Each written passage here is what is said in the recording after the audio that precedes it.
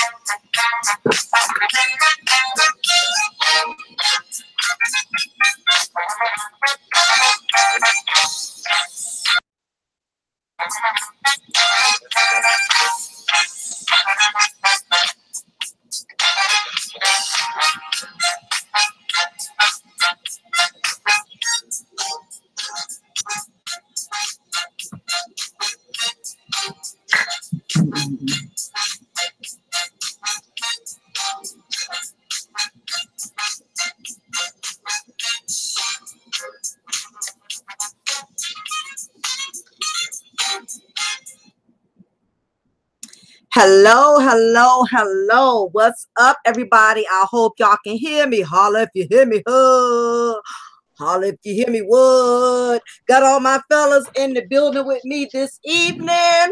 Got Lar Movement, one of my Ace Boon Coons. Also got Life Machine Power. Also, with no further ado, wake the hell up. So as y'all can see, I'm going to challenge all my fellas tonight. Got some very interesting questions. One thing about all of these guys here on the panel, they are very straightforward. So ladies, if you want the raw truth, we're talking about no condom, no Vaseline, straight hardcore raw truth. You're going to get it from here tonight. Okay, so if there's any questions, anything that any type of issues that you want to hear from a man's point of view, with no further ado, these guys here, I know they have a lot of intellectual information. Whenever I put guys on my panels, I make sure it's guys that I know who are very intellectual, who have a lot of wisdom, have a lot of knowledge, actually have something they could contribute. It's not too many guys that I trust, but all of these guys here, I decided to bring them on tonight. And no further ado, as you can see, they are here one by one. I'm going to let each and every one of them introduce themselves. So we're going to start with Law Movement. Let them know your name, let them know where you're from, let them know the name of your channel. What's happening, everybody? LMP, wake the hell up. What's happening? Mocha, thank you. LAR Movement, YouTube. And that's where I'm at, from New Orleans, Chicago, Maryland, and I'm in Houston. So let's just have some fun. Okay, let's get it popping. Let's get it popping. What's up, LMP? Me and LMP, we was chatting earlier today. I was actually on his panel a couple of hours ago with Classic Ruby, she's also in the chat room tonight. Really good dude, very positive brother. LMP, let them know your channel, your name, where you from. Represent. Okay, first and foremost, a big shout out to Lady Mocha. I do appreciate you having me on your panel tonight. You can find me on YouTube at Life Machine Power, and it's basically a channel that I run with a lot of content on different issues. So make sure you go and check out the channel, and you'll see about 600 plus videos that I have produced. And that's essentially it. Thank you for that introduction. Now, this brother here has also been rocking with me from the beginning. He is the reason that I met Law Movement in the first place, and he's the reason I met LMP. When I tell you, me and this dude, we are down like two flat tires, I tell you. So with no further ado, introduce yourself, 7.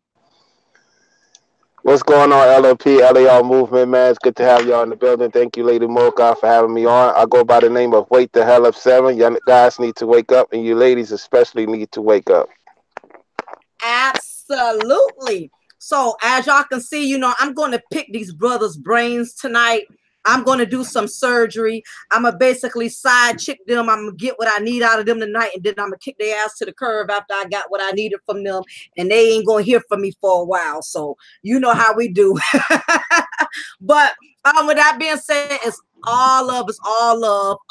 For any of my moderators that are in the room, you are Mocha Security. You see anybody getting out of pocket, please give them an eviction notice, okay? Because we're all about positive energy here. We're all about having a good time. Last and not least, I'm gonna make sure I make this clear to everybody. Please do not ask me why the hell I'm wearing my scarf. I'm gonna tell you one time, the reason I'm wearing it is because I have a big ass forehead and I don't feel like nobody's seen it tonight. Okay, so just thought I'd put that out there. All right, so with no further ado, I want to give a big ups to all of my subscribers that are here in the chat room. Want to thank all of y'all for stopping by to hang out with us, to kick it with us, to roll with us. Donnell, Nefertari, EE, one of my regulars, T193U, what's up, boo? Classic Ruby, Life sent you the link, so whenever you're ready to chime in, you are welcome to do so. Also, who else is in here? Donnell, TK Live, what's up? Good to see you. Andre Kitchen or whatever. So I want to give a big ups to all of my subscribers. Appreciate y'all for hanging out and rocking out with us tonight. Appreciate you. So with no further ado, I got a couple of questions that I'm going to ask the guys tonight. It's basically battle of the sexes. The conversation we're having basically is not about whose opinion is more valid, if the man's opinion is more valid than the woman's, or vice versa. It's basically just us sharing our views and our opinions from a man's point of view, for a women's point of view. All of the guys in here, I trust their opinion. I trust they intake and their perspectives. This is the reason why I brought them on tonight. So we're going to go ahead on in, and for you ladies in the chat room, for you guys in the chat room, this is all about y'all tonight. Any questions you want to ask the guys, you may have some things on your mind as a woman that you would like to know from a man's point of view. You are free to, this will be the time to do so. So on that note, we're going to go ahead and move further along. So this is my first question for all of the guys in the chat room. Okay. My first question is, have you ever cheated on a woman? And if you have, did you regret doing so? Who wants to go first? I'll go first. So basically, the last time I cheated on a woman, it was about, I'll say, 7 years ago. Do I regret it? No. At that particular time, we was both having a little separation. So the one I regret, I would say, will be 2005 when I started working Wall Street. Because we had a good chemistry and I kind of messed it up at that time. It was about 24 at the time. So I didn't know no better. That's about it. If you need more details, let me know. Okay. So you said you ended up regretting it. What made you regret? What part did you regret about the situation, basically? Because I didn't take my time with her, not getting to know her. I was more in a rush than, getting to see for who she was. And the other one was a little bit more faster, so I decided to go with her, and that ended up to be a nightmare for me. Oh, okay. So you had a choice between the two, but you ended up choosing the wrong one. Is that what happened? I wouldn't say that choosing the wrong one, because I don't believe in choosing the wrong one. I believe in lessons to be learned. Because everybody has a lesson to be learned. So I don't believe in choosing the wrong one, because everybody comes into your life for a reason. Okay. So it was more of a rush at the time. I was rushing. It was rushing. Okay. All right. Got you. Life. How about you? Same question for you? No, what I do is I make it very, very clear that I'm running around with different people. So that relieves me of the responsibility of saying I'm messing around. It's very, very clear that I'm dealing with a bunch of people, and that's that. So I let them know off the top. It's too much work to be running around and hiding it and keeping multiple phones and doing all of these things. It's easier for you just to say, you know what? You're dealing with a bunch of other people at the same time. Take it or leave it. Okay, that's a good reply. What about you, Laura? Same question.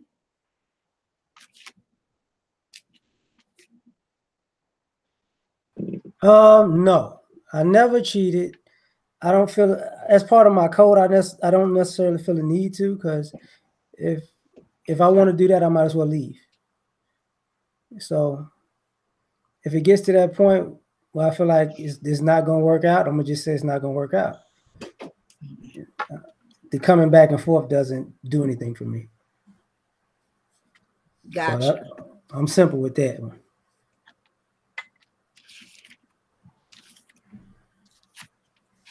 Oh, okay, got you. Okay, now, also, ladies, another thing, Aaron, I did send you the link. You're gonna have to check under your most recent YouTube video. I sent you the correct link. The first time I sent you the wrong one, so you are welcome to chime in as well. One of the questions here we have from Donnell Johnson: what are the best relationships to have? What is y'all intake, starting with 7? First and foremost, do things that the person likes to do. So let's say that you set up the date as the man first. So let's say you into sports. You say to her, let's go to a sports bar, let's go watch a football game, let's go watch a baseball game. If she's the type of chick that has a balance and she want to go and spend some time with you, then the next time you go do something she likes to do. A lot of guys make the mistake of not, going where the girl likes to go. I'm not talking about no feminine spot. I'm talking about if she likes to do things that it's not too feminine. Go where she likes to go. See what she's about. Get to be around her friends. Let her get to know about your friends a little bit. Stuff like that. Oh, okay. Very good reply. Same thing for you, Life. Darnell Johnson wants to know what is the best type of relationships to have. The best type is something that is built on honesty, something that is built on people working in the same with the same objectives. So to me, the most important thing is for the people to be open, honest, and respectful. That to me is the best type. Okay. Usually ends up with okay, same thing for you, Lar. For me, it starts with friendship. You gotta be cool with each other. You gotta be able to have fun with each other. If you can't, because a lot of times what winds up happening is people put the stigma of you. That's your man, that's your woman, and it X's out who the person is. You don't really, you don't think about getting to know the person as much. But if you wind up being, if you actually slow it down and actually become their friend, you actually kicking it. The sex is gonna be there because you have the opposite sex. But the connection is what you got to work on, in my opinion. So when you connect it through friendship, it all works good. Okay, all right. That's a very good answer to section. Okay, this is my this is my opinion on that. The best type of relationships to have. The best type of relationships to have is the fact that, you know, the both of you, no matter what type of obstacles y'all both have to y'all go through in y'all relationship, y'all can overcome it. And you don't allow whatever circumstances and situations you face to change our love for one another. To me, that's what makes a relationship successful, because the problem is people only seem to find the good in a companion when things are going well. But the truth of the matter is, you really don't know what type of individual you're dealing with until your relationship is really tested and things go wrong. It's kind of like I could sit up here and tell any of you guys in the chat room, if I were in a relationship with you, say if we were dating, we were going out, we were hanging out, and I would tell you, hey, I'm the kind of woman, you know, I'm looking for a good man. I'm looking for a supportive man. You know, I want a real relationship. I can sit up here and tell you all of that because at the point in time, we're not going through anything. You get what I'm saying? There's no challenges. Everything is smooth sailing. You know, like most relationships are when they're first starting off. It's so easy to tell somebody you're going to be down by law. You're going to be there for them no matter what. But the truth test comes in at is when you really have a difficult obstacle to face. That's when you know what kind of man or woman you're really dealing with. Kind of like if you're a man and you, when she met you, you was making good money. Okay, you had a good job. All right, she seemed like the type of woman, she was dedicated and down for you, but you turn around.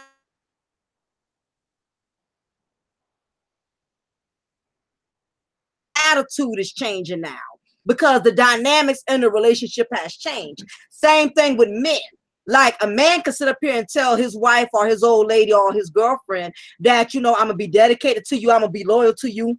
But the thing about it is, if something happens, you know, in her life to where, you know, God forbid, something goes wrong medically and she cannot provide the same sex she's used to you providing. You get what I'm saying? Anybody can sit up there and talk a good game, but it boils down to the fact when something really goes wrong, that's really usually when you see the person for who they truly are. Anybody can sit up there type of promises and talk a good one, but the bad part is by the time you really find out that person's loyalty is usually too late. Good men and good women who had good relationships, because something went wrong, somebody lost a job or somebody lost, you know, something significant in a relationship, all of a sudden that person's loyalty isn't quite the same. So that's also the other point that I wanted to address. Now we're going to move on to the next question. All right, do you guys think men and women can just be friends? Starting with you, Seven, since we've been going in that order. Well, I could say this.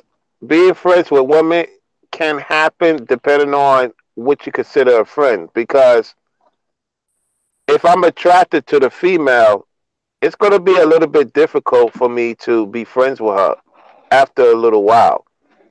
Because I want to start doing things with her. So if I'm not too attracted with her, then yeah, we could be friends and stuff like that. But if I'm attracted to her, I ain't trying to be friends. I think it's vice versa for the female's perspective too. So that's my take on it. Okay, Life, what's your intake? Absolutely. Men and women can be friends. They can do business with one another. It doesn't have to go in the direction of them trying to get with each other. And oftentimes, what happens is that when you have association with people of the opposite sex, you gain valuable insight on things. For instance, in doing business, you might be able to get certain things done with a female friend as opposed to a male friend, because sometimes in business, the people respond better to a woman than a man in some circumstances. So it can work. Okay, all right. Same thing for you, Lar. Yeah, I think men and women could be friends. I think nowadays it's a little bit more difficult because people use friendship as an opportunist type of mode. But that's actually, men and women could be and should be friends, because that's how you learn about the opposite sex. If you got a real friend of the opposite sex, they'll put you on game that you don't understand with the opposite sex. You know, and it's the same. And partially it's the same thing to me with relationships. I don't know how you could be in a relationship with somebody you can't be cool with. That's difficult. So that's just my opinion. I think that all of y'all shared, all of y'all gave some really good points. I think men and women can be friends as long as it doesn't cross a certain line. Again, as I always state, women are emotional creatures. Okay, so as long as you don't cross a certain line when you're in a friendship with a woman, I think it could pretty much be a cordial friendship.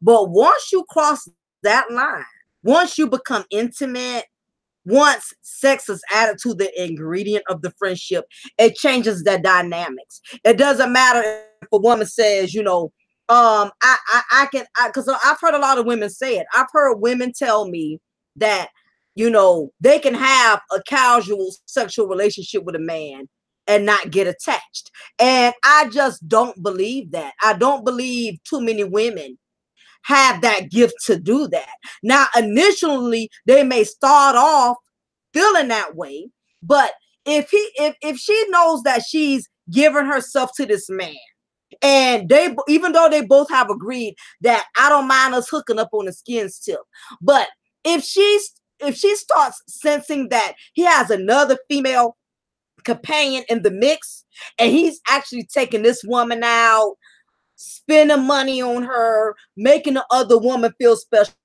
at some point she's going to feel some type of way. And for any man that's in a friendship with a woman, he needs to realize that regardless of what that woman says, she can sit up there and say, I don't mind if me and you just hook up every now and then. I don't want no relationship right now, no more than you do. I'm just all about having a good time. She's saying that because that's her way of trying to convince the guy that, she's not one to get attached. But the crazy part is, if she finds out that this guy that she's been knocking the boots with, even though they both agreed it was just a sexual, type of, agreement, she's going to feel some type of way if that dude is taking another woman out and treating that other woman like a queen. And the only time he calls her is when he wants to get laid. It's going to make her feel some type of way.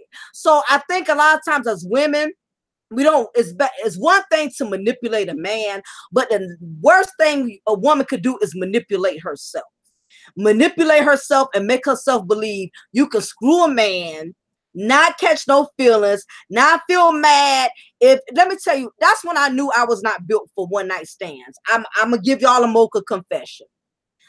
But this was before I got married. Let me make sure I put that out, because I don't want my husband viewing this later and thinking this is something that happened while we were together.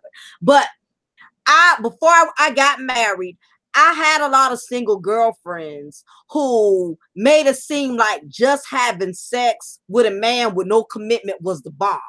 I've had friends who said that, yeah, girl, you know, I can get up with him. I don't mind just getting some here and there. I don't want to be his woman. I don't want to be his chick. But as a woman, not all of us are built for that. You have to be honest with yourself. Now, you do have some women, but it's not many. You do have some women who can sleep with a man and not catch feelings. Now, me, on the other hand, I've never been built like that. I knew I was not built for a one-night stand, because what happened was there was a particular gentleman that I had met, and I did know the guy for quite some time. He wasn't somebody I just met at the bar, and then we rented a room the same night at the Motel 6. We talked for a while before I got on that level with him. And me trying to follow up behind my friends, knowing I was really a relationship girl. I always been a relationship type of woman. I always wanted to be in love, to have love. That's always been my nature. I wanted a man to care about me and want to be with me. I was never one of those girls that was built for a man screwing me and acting like he never knew me. I just was never built like that. But I caught myself, I'm going to try it just to see, you know, if I can do what other women could do.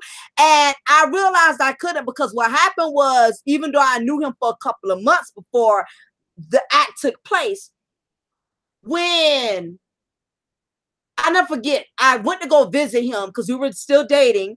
And I'll never forget, I was in his sports car. And I was sitting on the passenger side.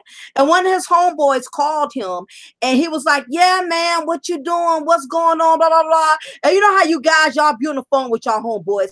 Yeah, man, what's up, man? You know, I'm chilling. You know what I mean? You know, I just been working, you know, handling my business. You know what I mean? I'm on my purpose, like Seven would say, yeah, I'm on my purpose. You know, I'm just trying to, you know what I'm saying? I'm working on a few projects here and there. So he's talking to the dude or whatever. And I'm trying to act like I'm not listening, but I'm ear hustling, right? So he goes and says, I guess his friend asks him, so what you doing? Where you at right now? Oh, you know, me and my friend, we kicking it. What? When he said friend, I was like, hell no. You're going to pull an F card out on me after I gave you some of this Cinnamon Toast Crunch? Really?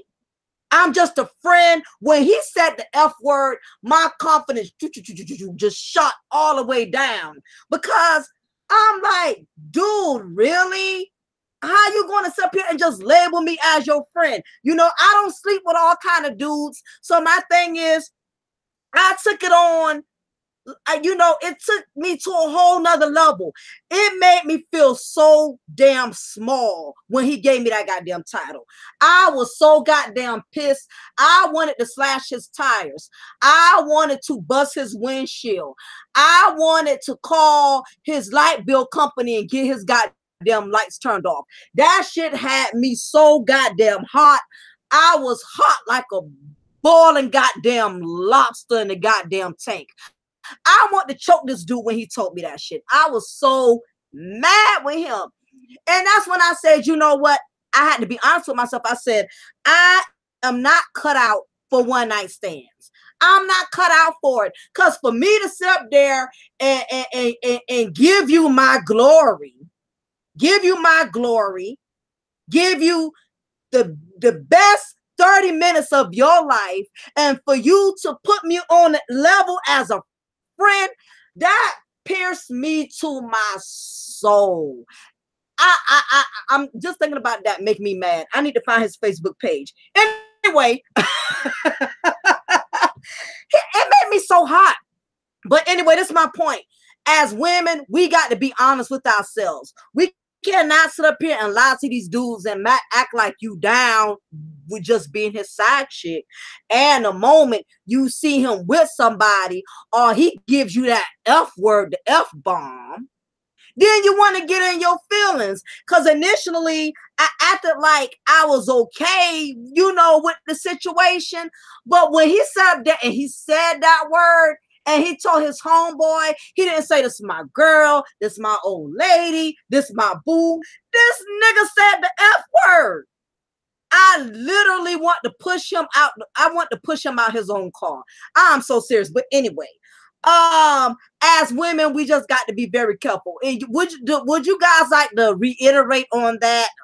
Is there anything that you could tell these women out here? What are some of the signals when you know you are the main chick or a side chick? Do any of my guys care to give us some feedback on that? Because I know some of my ladies in the chat room want to know, am I his main chick? Am I his side chick? What title? What are some of the clues women need to look for? Lady Mocha, let me ask you this though. The guy you're speaking of, did he tell you that Joe was just acquaintance? That you was his acquaintance at first? Yes, he did. Yes, he did. I could tell by the face.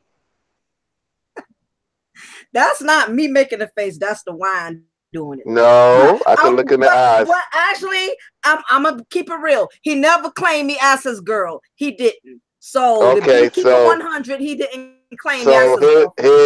here's my story then.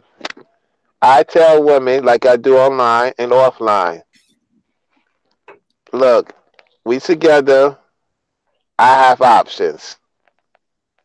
Then if something goes further than that, they seem to forget. No, it's not a forget. It's called a test, fellas. She tested him at that particular time like most women would do.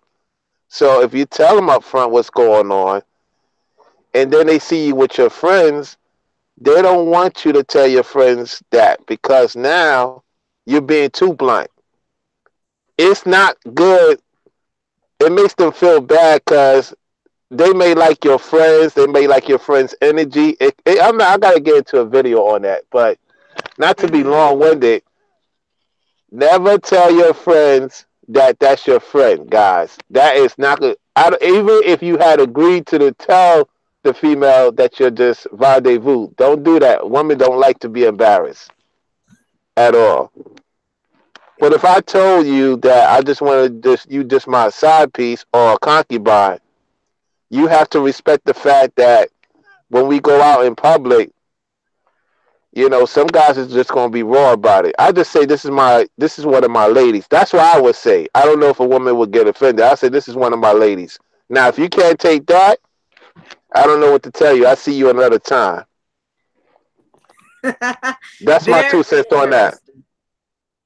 Okay, very interesting. We're gonna pump the brakes just a little bit because I want to still hear Lars' opinion on this as well, because I know Life Machine had to make a quick move. Want to give a big ups to this lady. I've caught a couple of live panels she's been on, and I like her style. I like her wisdom. I like her intelligence. I don't roll with a lot of sisters, but she's one of the few that I could actually have a conversation with. She the kind of chick I could go out and have some buffalo wings and some wine with, vibe with her. She's a very intellectual sister. I can't say that about many. I want to introduce, with no further ado, Miss Classic Ruby. Thank you for coming in. Could you tell them your name and just introduce yourself right quick before we finish the question? All right. Well, hey, y'all. And thank you very, very much for that very warm welcome. That feels great that I'm here, and I'm really excited to take part in this. As she said, I'm Classic Ruby. I do have a channel on YouTube, youtube.com/Classic Ruby. My perspective is mostly based in psychology, especially evolutionary psychology. And I speak about, Black community issues, male versus female relations, especially focusing on kind of, the roles that we have in society and within our relationships and communities, and hopefully try to make things a little bit better. So yeah, that's me in a nutshell.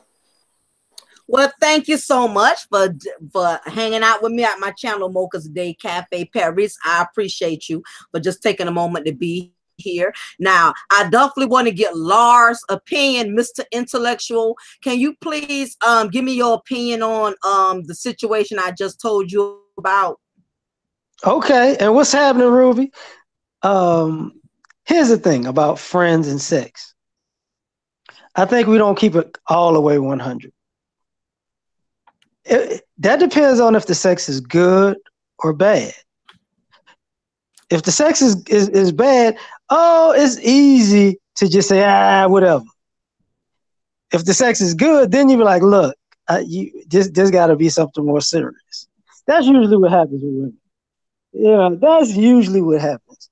But ultimately, here's the thing. It's one of those situations, it's double standard on being able to dish it and take it. Women know if they're not the main chick because they got a lot of side dudes in general. It's the same process basically. The issue is, are you mad that you're not getting the attention of who you think the main chick is? And that's the elephant in the room, because if you want to be a player per se, you can get women by having a woman because of the competition. So there are women who can be quote unquote friends, and they're trying to work their way up to be the number one friend. And that's the situation. That's how it happens. With guys, it's not that. It's not like a dude is like, hey, well, I'm number 5 on her list, but just watch. I'm gonna work my way up to be the number 1.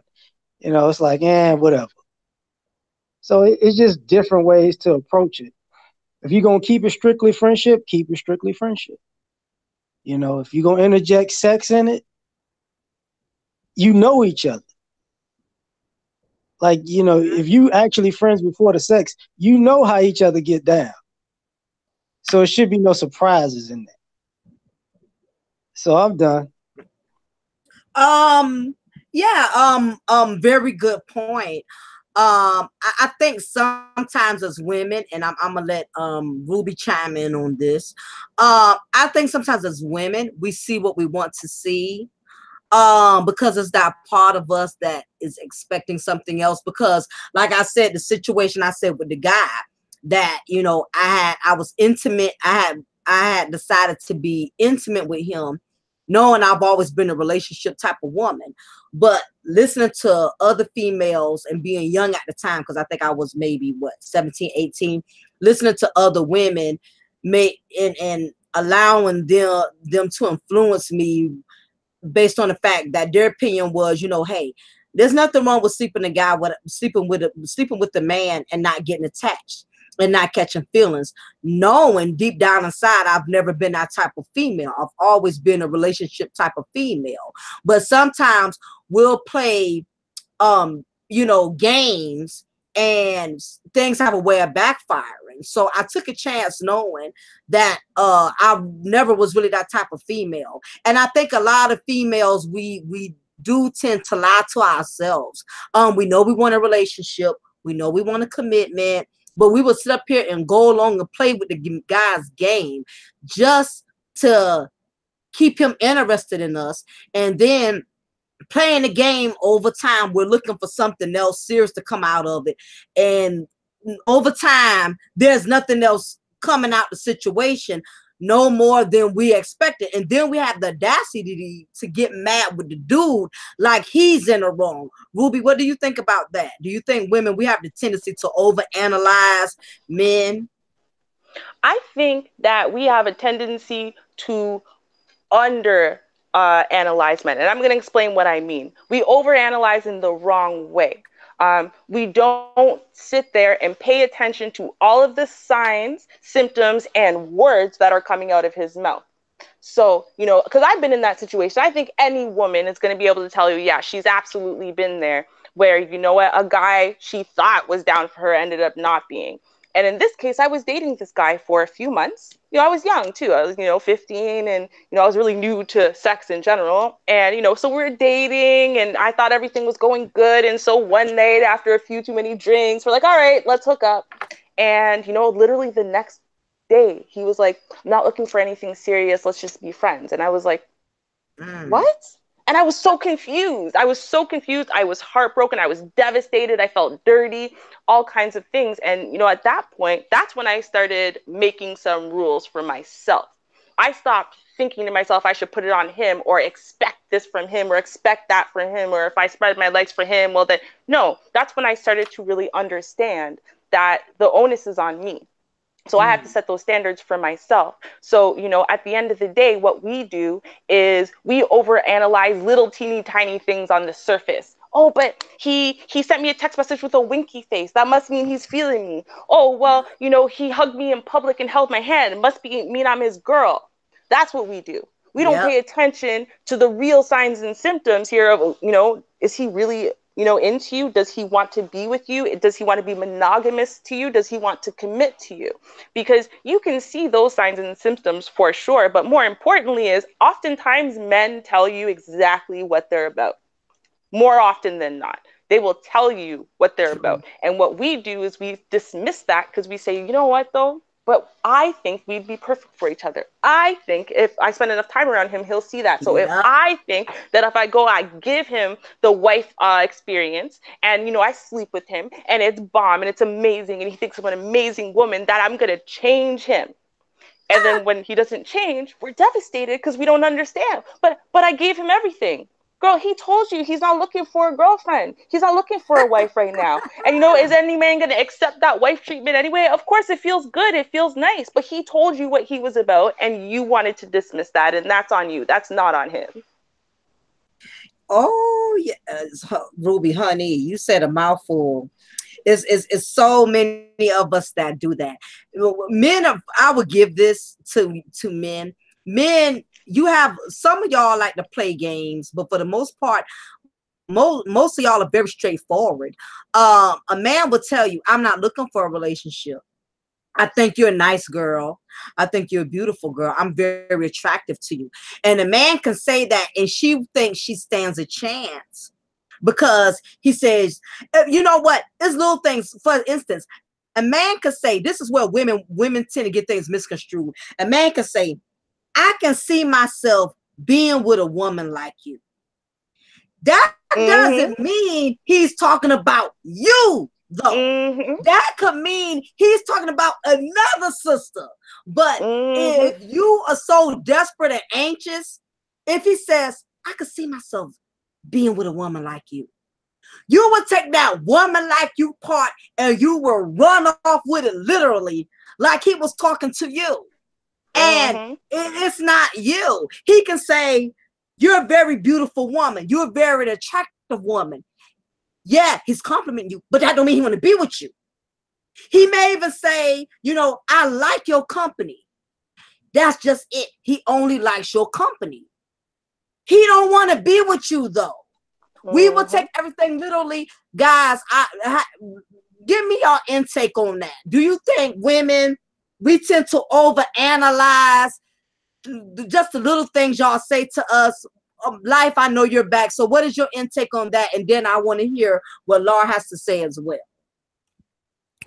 Well, what I've seen is situations in which people have given mixed messages. So people are deceived. I've seen those situations where there are guys who have promised to marry the woman. They get what they want. They don't marry them. So I've seen the deception, but I've also seen the instances where guys have been very, very direct. I'm not looking for a relationship. I'm just hanging out. I'm just doing my thing.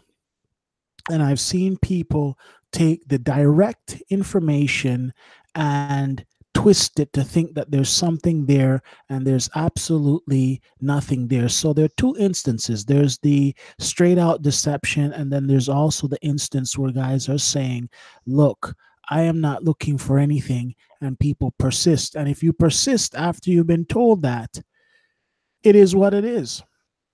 Mm. Well, you did not have to hurt my feelings, and for that, I'm going to have to kick you off this panel.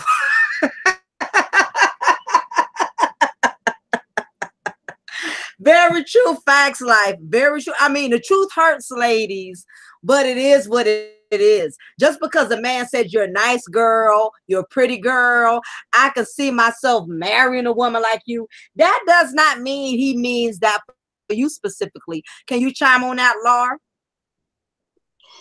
Yeah. What it is because even like when you ladies talk about it, you can have a guy saying that because he's playing games. And you can have a guy who's saying that and he's like, well, what I'm saying is after the sex, what else is there? And there are women who get caught up in, well, you know, I gave you sex. Well, I can't make a relationship or a marriage with you just because of sex. It's got to be something deeper than that. And sometimes the ladies misconstrue some guys being, there are some guys who are players because they're players. And there's some guys who are out there looking for something and they're not satisfied in what they got. So they're trying to actually find what they're looking for. You know, and you can get some people who mix, like that's how you wind up with guys mixing people together.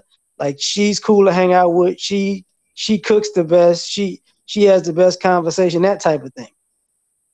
So when we say certain things, women might take it and run with it. But the question is, are you going to be what he's asking for? And not necessarily just be what he's asking for, because that's kind of fake. Is it in you in the first place?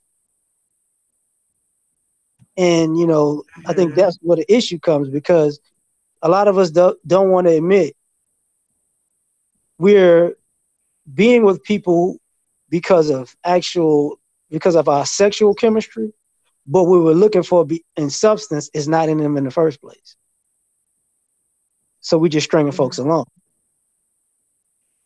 So that's it. Oh no, yeah. I mean, you definitely brought up some very valuable points. Now, EE asked a question earlier. You know, I try to make sure when my subscribers ask me something, that's my purpose of doing this content, is so that I could try to feed people as much knowledge and wisdom as possible, because we do ourselves a disservice when we're not looking out for folks and giving them answers to questions and situations where they value our opinion. Now, this is EE's question. She posted it earlier in the chat, and I'm gonna let everybody answer it. The question goes as follows: is it wrong to be without sex even if you're single? Ruby, what is your intake on that? Is it wrong to be without sex even if you're single? Like, is it wrong to not have sex? EE, could you kind of clarify on that question that you asked? Is it wrong to be without sex even if you're single? Are you stating that being that you're single, is it wrong to get involved in a sexual relationship, being that, I guess that you're stating, is it like fornicating in a sense?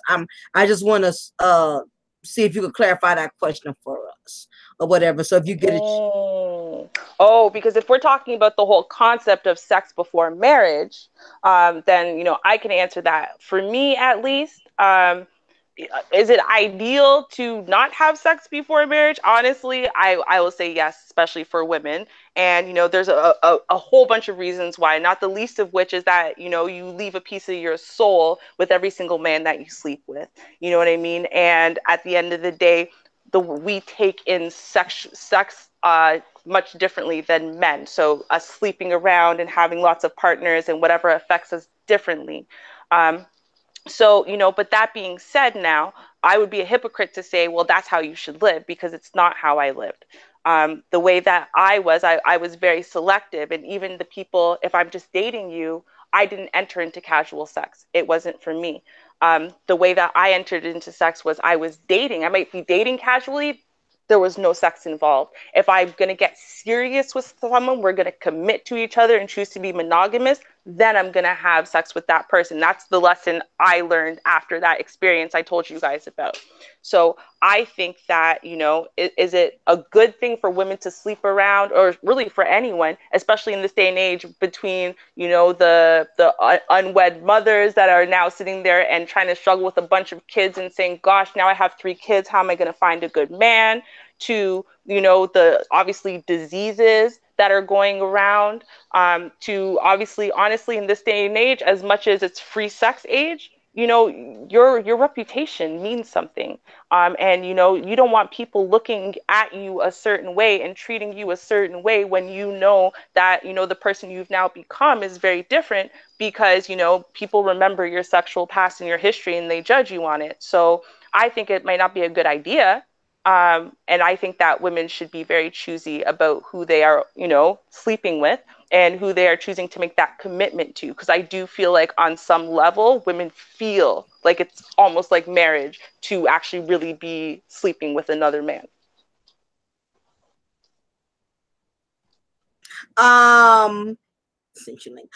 Yes, that's a very true statement. I think it's far too many women. And I'm not saying all women, if it does not apply, you don't have to reply. But we take this being liberated thing too far. Too many women thinking they can do what men can do, and the truth of the matter is we really can't. I know it may seem, and I know a lot of women may get disappointed, but the truth of the matter is, if a woman sleeps around with too many men, she's considered a zero. If a man does it, he's considered a hero. Now, I get it. I know we have a lot of liberals and women of today will feel some type of way about that statement. Because a lot of women have this attitude where I should be able to do what a man can do. But the problem is, even if a woman does make that decision to do what a man does, the problem is it affects us different, because we're the ones who end up producing children, that men really don't want. We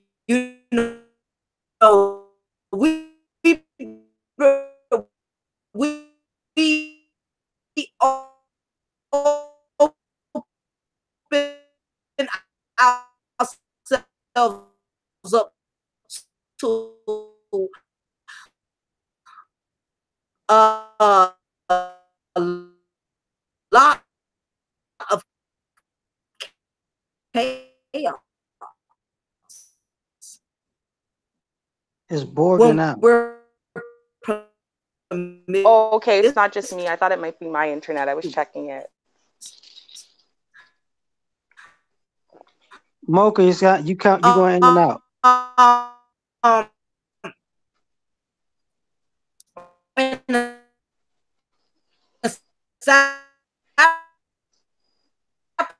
Part is unfortunately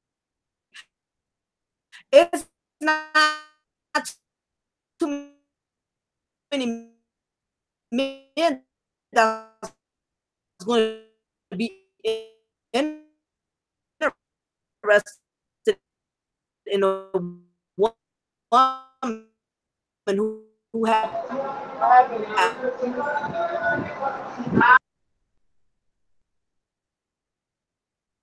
a history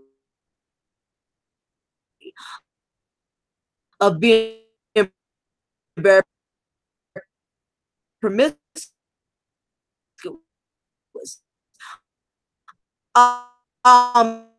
Do you guys agree with that? Mocha, something going on with yours where it keeps going in and out. Are you you back, do you have an issue with a woman that had a permit, even in your life movie? She didn't forget about you. Hear me? Oh, Yeah, yeah. Okay, you have to get caught up.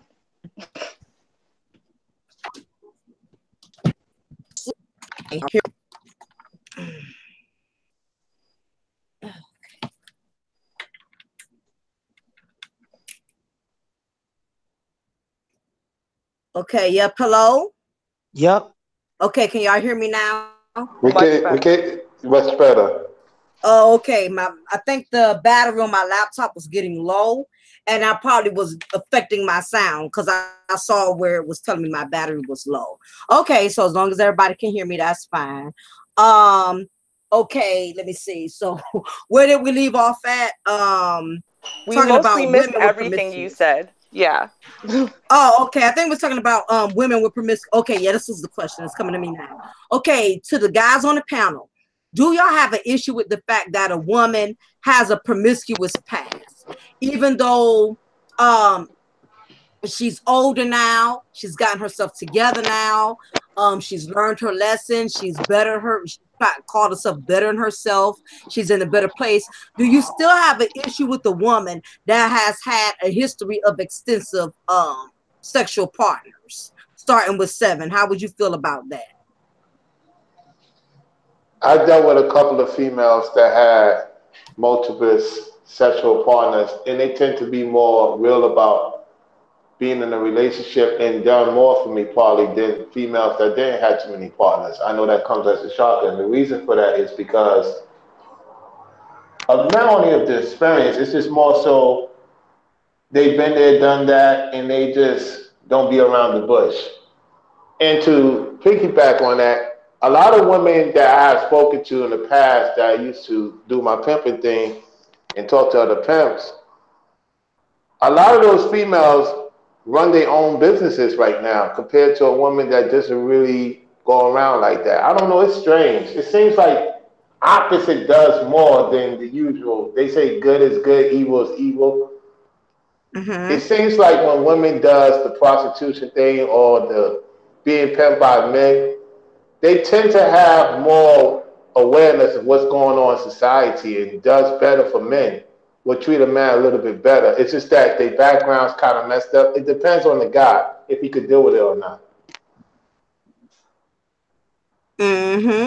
Okay, true statement. Life, would you like to reiterate on that as well?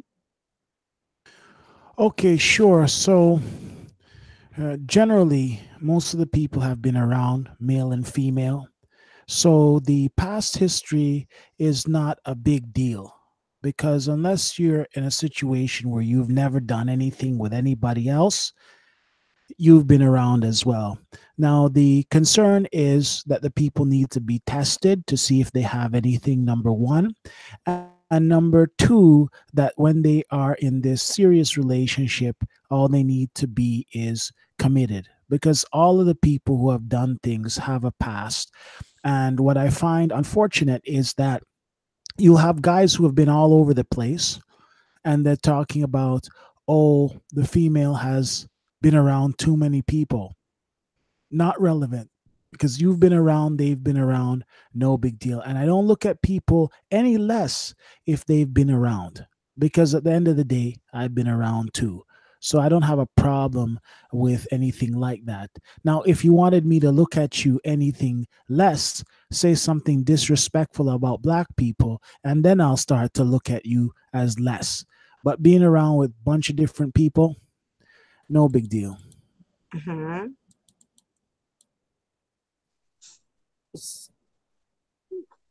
Okay, so you really don't have an issue with the woman who has a past, even if she's been with multiple men.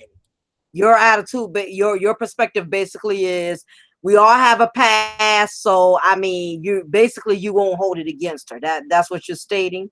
That's right, because I've been all over the place too. So how fair would it be for me to say, well, your numbers are too high? my numbers are pretty high too. So it is what it is. The main thing is that both people need to be tested, and if they decide to get serious, that they honor that commitment. Let me put Wow. something. Let me put something to you. Mhm. I don't have the time to sit and wonder about a person's history. I don't have the time to play a detective. Let me see how many people this person has been. If I want to be detective, I can go to an enforcement agency and look for a job. I don't have the time to be running behind people to check their numbers and things like that. Get tested. You're an okay person. We can take it from there. Oh, that's a very interesting because I do that's the first time I've heard a man say that. Because you have some men like one of the guys in the chat room just said you can't make a whole housewife. So Lar, what is your intake on that? Would I you mean, be able to manage that? Yeah. I don't have a problem with people's past. I have a problem with the intentions of their present. And that's where those situations come in, where in a sense you can't turn the hoe into a housewife. It's not that she was a hoe. It's that she's trying to fake. Well, she wants to be a hoe and be a housewife at the same time. You know, that's the issue. Because a lot of times when ladies are promiscuous, there is a difference between men being promiscuous and women being promiscuous. Because it seems like women don't want to admit why they're really being promiscuous. Using sex looking for love. Guys like, well, I'm just trying to have sex. I'm not trying to backdoor a marriage and a baby out of this thing. So, what is your true intention for your promiscuity? And then, when it's time to actually say, okay, I don't want to do that anymore. What is your intentions for changing your direction? Is it that you're just tired of it, or is it that you ran out of options? And you come to see that when you're dealing with people, because there are plenty of people who will say that they're different, but when you're looking at them, it's like you still making the same exact moves that you were, in the quote unquote life you're trying to get away from. That's not real change. So, to me, it's the intentions, because I don't have a problem with people's past, but I will vet you. I will give you that side eye if I'm like, oh, because it's just like it's like I got friends that was in the streets and they say they don't want to be in the streets no more. They done with their life. Well, if they done with their life, if they keep operating the same way that they was in the streets everywhere else, they're not really done, because they can't give up all of the things that made them excited when they were doing that. They actually never put it down. They just put it in a different place. So that's I think that's my perspective on that. Very interesting. Ruby, what's your intake? Sorry, can you repeat the question? I was so into every time LAR speaks, I just kind of like sink into like this lull and just listen to him. Sorry, can we repeat the question? It's been a minute. I love whenever LAR speaks. It's been a minute, so I was just into it. Sorry, can we repeat the question, please? Yeah, the question basically is, well, it was really pertaining to men, but I still want a female perspective on it. I guess I ask you like this: why do you think men have such an issue with women who have had multiple sexual partners in the past? Even though she's changed her life, she's trying to better herself. What do you think, even though you're a woman, but what do you think, why do you think men have a problem with a women with a very promiscuous past? Okay. Well, I mean, I think, we've covered, a lot of the social stuff. Like, you don't want to have a woman that you put a ring on the finger and literally every person you walk by knows what her everything looks like and knows what her O face looks like and whatever. That, you literally, in some way still, marriage and commitment, it is like a, you know, she's mine and I'm hers. We are both taking ourselves off the market for each other. I'm telling you that she's very valuable to me, and we're going to present that to the world. But, you know, everyone's been in there. So, you know, it's a thing where it's like, are you that proud of your, you know, used sneakers when 17 people used them before you? Is that the thing you want to be showing off and proud of and caring for? Or are you proud and showing off and caring for, you know, those brand new sneakers fresh out of the package, never been worn?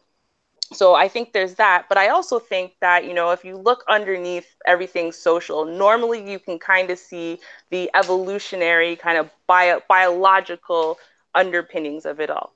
So when you look at evolution, what it came down to was this. Back then, there's no paternity tests. There was no way of ensuring that if she got pregnant, that child is yours.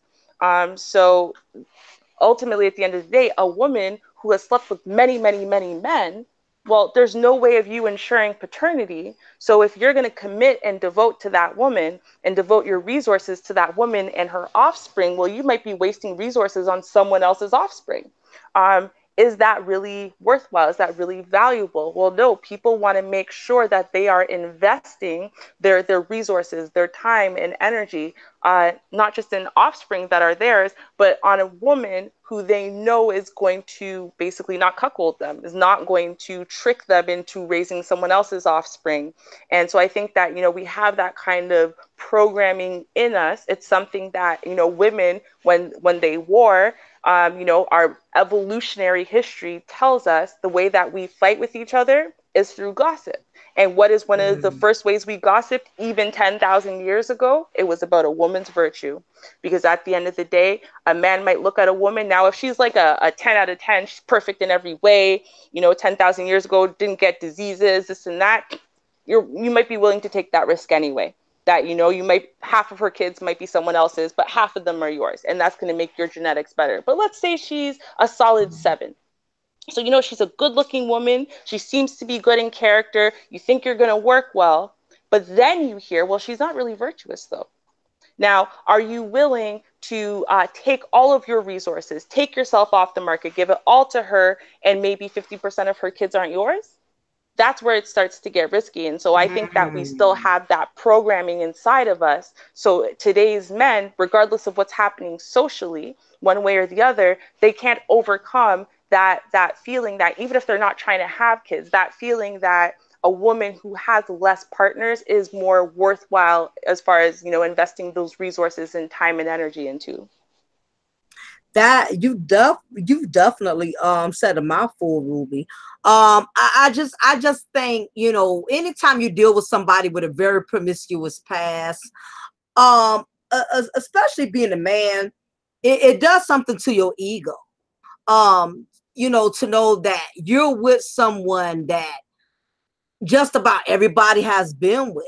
You know, and it's going to always be in the back of your mind. You know, I don't care how great she is in bed, but you're going to always wonder, dang, I wonder how many other dudes got to experience this. You know, you're not really going to feel special. You're not really going to feel like, you know, you stand above the rest. You know what I mean? It's just going to always be that second doubt in your mind, you know, especially, you know, like I've heard many men say, I've heard a lot of guys say, I would never go to my woman's hometown.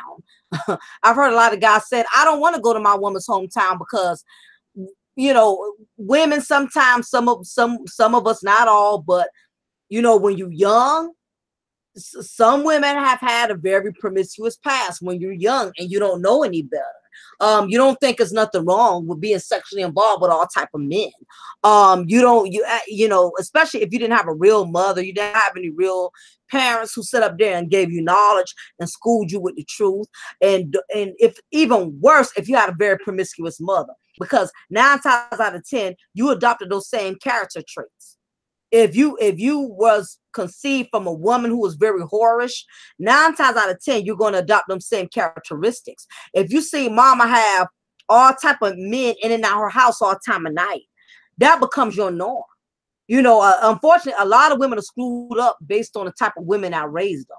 That has a lot to do with our upbringing. A lot of women, cannot really or struggling, and a lot of men, a lot of black men, you know, they question why a lot of black women are so screwed up, and a lot of it has to do with the type of mothers who raised us, you know. And if your mother's mother didn't raise her, then it becomes, as you stated earlier when it was with LMP, it becomes a generational curse, you know. And it's unfortunate that it's a lot of women that are suffering but behind the fact that they did not have a real woman to raise them. And that's why I tell all the guys here on the panel, it's very important, and the same guys in the chat room, meet a woman's mother, meet her mother, meet her sisters.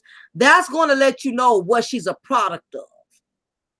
You will get a very clear indication. Now, there are some cases where some women may have been raised by very promiscuous women, or women with a very, you know, tainted past, and they have learned to stray and go the opposite direction. Yeah. But if you see this woman kind of promiscuous, kind of loose, if you meet her mother, it may give you a real indication. If you go to a family cookout, like I tell people, whenever you're in a relationship, the best way to get to know a person is go to like a family cookout. Go to a family event where people get very comfortable. That way you see the real them. You know what I mean? Don't go to something too formal like a church convention, because, you know, everybody be on their best behavior around that time. Go to a family function where people let their guard down, where people get their drink on. Go to that first family cookout she invites you to. If you see her mama coming outside the house with boom boom shorts on and she's 65 years old and she's dropping it like it's hot, that's already letting you know the woman you're getting ready to deal with, she's a product of that. And that's the same thing for you women out there. You meet a man's family. As a matter of fact, that's my next question on the panel. Do y'all think it's very necessary, if you're going to be in a serious relationship with someone, do you think that it is important that you meet that person's background, starting with 7? Do you think it's very imperative that if you're going to be serious with a woman, and this is a question to all the guys on the panel, if you are if you're thinking about being serious with a certain woman, do you think that it is very important to meet her family? Why or why not? Starting with 7. It's very important to get to know the family. Before you get to know the family, you want to get to know who she interacts with outside the family. And the reason for that is, you know, most of you ladies, 10 times out of 10, spend more time with your friends and try to hide certain family members. You want to know the inner family, not the original family, the inner family.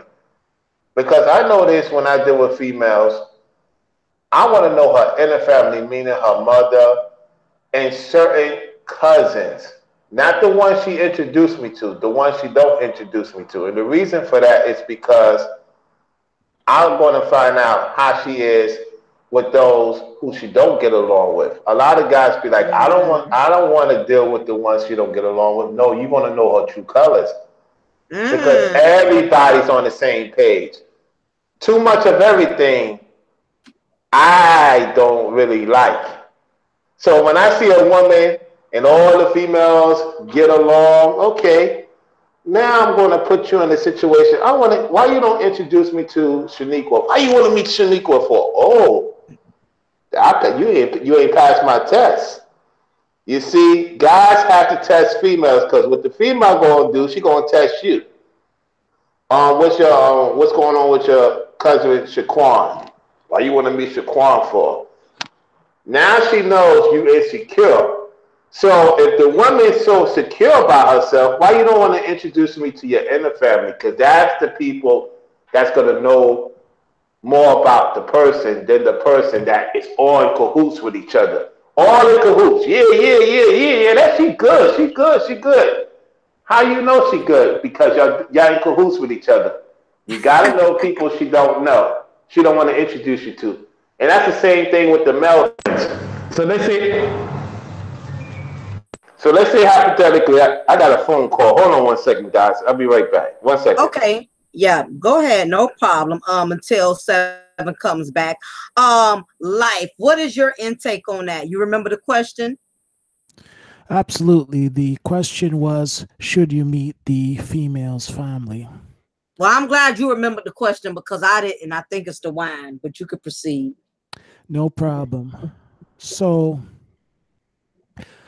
the first thing is that ultimately, it's not the family that's going to have to live with this woman if it gets to that stage. It's going to be you who has to live with this woman, interact with this woman.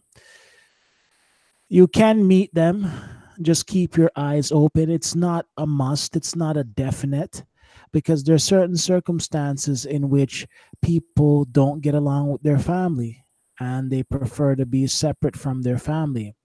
It could be that there is a real problem that they are trying to hide, or it could be that the family is no good. So, realistically, the most important thing is to see where you fit in with this person. And the last thing you want is the type of person who allows the family to manipulate them. There are some people that are so weak that every decision that they make has to go through the family. And that So becomes a true. problem. You say something, they run Right. back to whoever, and then they check it. Kind of like how we have this group here speaking, they have to check with the group, and then they come back to you. So that becomes a nightmare. Oh yes, yes. It's that's a very good point you brought up. That's why it's a very important to know a person's family because sometimes if they're too close to the family, that could be a big disadvantage. If you're with a woman who has a mother, sisters, cousins that influence her, or you dating a guy, his dad still, his father still influences him, his brother still influences him. You don't want a person who allows their family to influence their way of thinking. Because if that person doesn't like you for whatever reason and they know they have some type of mind control over that individual, they'll use it against them. Laura, what's your intake on that as well about meeting a woman's family?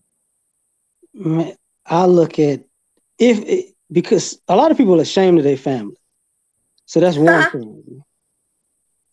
I look at it in a sense of I want to see your siblings and the people in your age group, and then I'll see the older people. Because 9 times out of 10, the older people are complete. Like my grandma used to say, you get old and you trying to get into heaven. You know, they're completely different people than who they were when they raised these people to be whoever they are today. So that's why I want to see the siblings, because the siblings and the same people in the age group, that's if they was out of their mind, that's who they raised them to be if they out of their mind. So if you meet mom and dad and they all chill and religious, if they overly religious, I'm like, oh yeah, you messed these kids up when they was young. I know you did. Now you're trying to pray it away. It's not gonna happen. And but the other thing I do is I sit back, and it's bad that I have to do this or say this, but I try to see what you're running away from. Because a lot of people they meet people to shelter them from their childhood trauma. Wow. Preach. So it's like, okay, is this an abusive household? Was this a manipulative household? You know, because most people don't come from functional families anymore. That's the God's honest truth. So, you know, that's kind of how I look at it. And the friends sometimes, unfortunately, friends seems to be more influential because they say birds of a feather flock together. You can't choose your family, but you choose your friends. And sometimes your friends say more about you nowadays than your family, because your family is not even when people come by those family reunions, people try to perk up and be on their best behavior just in case. Because I've seen people who, and we got to be good to keep a good look because we're trying to get rid of them. So we got to look like we got it together so they can say, oh, they come from a good family, I'll pick this one. Because some people trying to throw their family to somebody else because they sick of them. You might get the messed up kid and don't even know. You know, but so that's how I look at it. That's, oh my gosh. I meant to laugh, but that's the God's honest truth. I'm telling you. You meet some people, they had come from a very dysfunctional family, you know, and I speak on this all the time. I tell people, Black families got this attitude where what goes on in the house stays in the house. We've been taught to bury secrets. We've been taught not to talk about stuff. We've been taught to act like it never happened. You know, and if you're not aware of the dysfunction within the family you're going into, you know, you set yourself up to be wide open to all type of things that you're not prepared to deal with. C7 is back. 7, you want to finish making your point before you answered your call on that question? Yeah, so basically, like Elion just stated, I'm just gonna elaborate more into it. It's just that a lot of people don't want to know the other side of the family. That's how you're gonna know who the person is, because there's too much distractions. So if you go to her family that's really into what she's doing, they're gonna try to bribe you. There's a lot of bribe goes on when you meet a woman, good, quote unquote, good side of the family. Ain't no such thing as everything good. They try to put all the license good, or feed you good. It's a trap, fellas. It's a trap. That's a trap in most cases, because she's trying to feed you in, trying to wire you into her vortex. So then you're going to start finding out there's issues behind that. It don't always look good. So the ones that she has issues with, you want to build, if you're going to build a relationship with somebody, you want to know both sides. So if you try to hide from this person, maybe that person knows what you have done. So let's say hypothetically, she introduced me to Shaniqua. Shaniqua might tell me, oh, yeah, your girl, I got proof. She was with such and such. You don't know, because you don't know everything.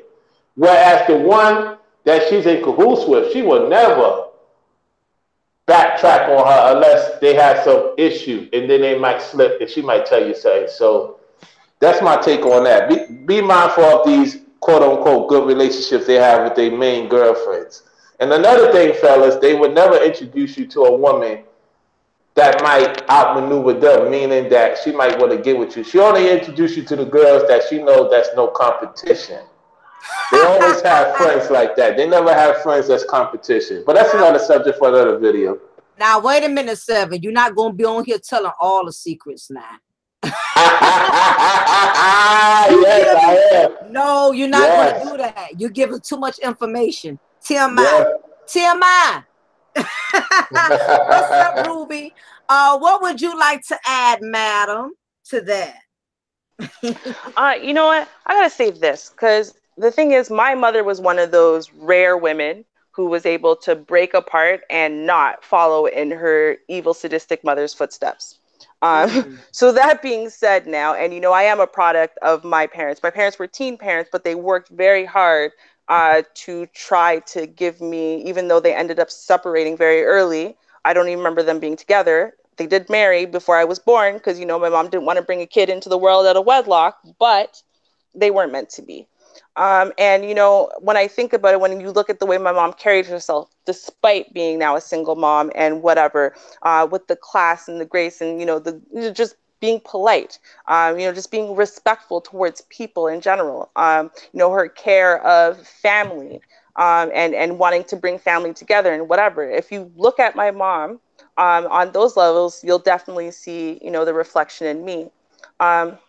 When I think about you know, the birds of a feather flock together, I gotta say that, especially when you're talking about friendships, people say, this is my best friend, this is my really good friend, this is someone I hang out with all the time. You know, my first question is always, where did you meet them? Because, you know, there's some people you've been friends with since grade school, since middle school, since high school, and you guys might have diverged on some type of path, and now they went down the wrong way and you didn't, but you guys have that connection still, because, you know, it was forged through a lifetime. That's one thing. But, you know, I look at the choices that people are making today as far as friends, because, you know what, you can't choose who your family are, but you can choose how you associate with them. And, you know, you can definitely choose who your friends are and who you want to roll with every day. So that is normally like when questions come up, for example, and they're like, oh, look at your friends though. Do your friends do this or do your friends do that? And I'm like, no, I don't really know women who act that way, who are hoes or who have casual sex easily or whatever the case is. It's not because those women don't exist in Canada. Obviously they do. They're just not my kind of people. Or the women who are all about money and, it's always about money, money, money when it comes to men. Well, I'm not really about money. So someone who that's their priority, they're not going to be able to stay around me long because, I don't have that kind of gold digging mentality. So I do think, though, you can look at women and you see how close they are. If they're very close to their mothers, if they're very close to their aunties and all the women in their family, and you go to this family get together and it's mostly women, the women, if there's men there, it's always an uncle or a grandfather. It's never, oh, well, this is so-and-so's spouse. No. It's just someone who was born into this family, literally. Then you know that this person was born and raised into a situation where everybody is about, I do better on my own. I don't need no man and whatever. And that's the rhetoric that they're spitting out. So true. Right. And if she's close to her mother now you know that, she and her mom probably commiserate. So even though she's trying to live differently, maybe because obviously she's trying to have a man and whatever, she doesn't have any training to tell her how to do that properly. And more importantly, she doesn't have any support to help her maintain that. When she has a fight with you, if she's close to her mom, she's going to go to her mom. What's her mom going to say? You don't need no man, girl. You get rid of that guy. For every little thing, that's going to be her response.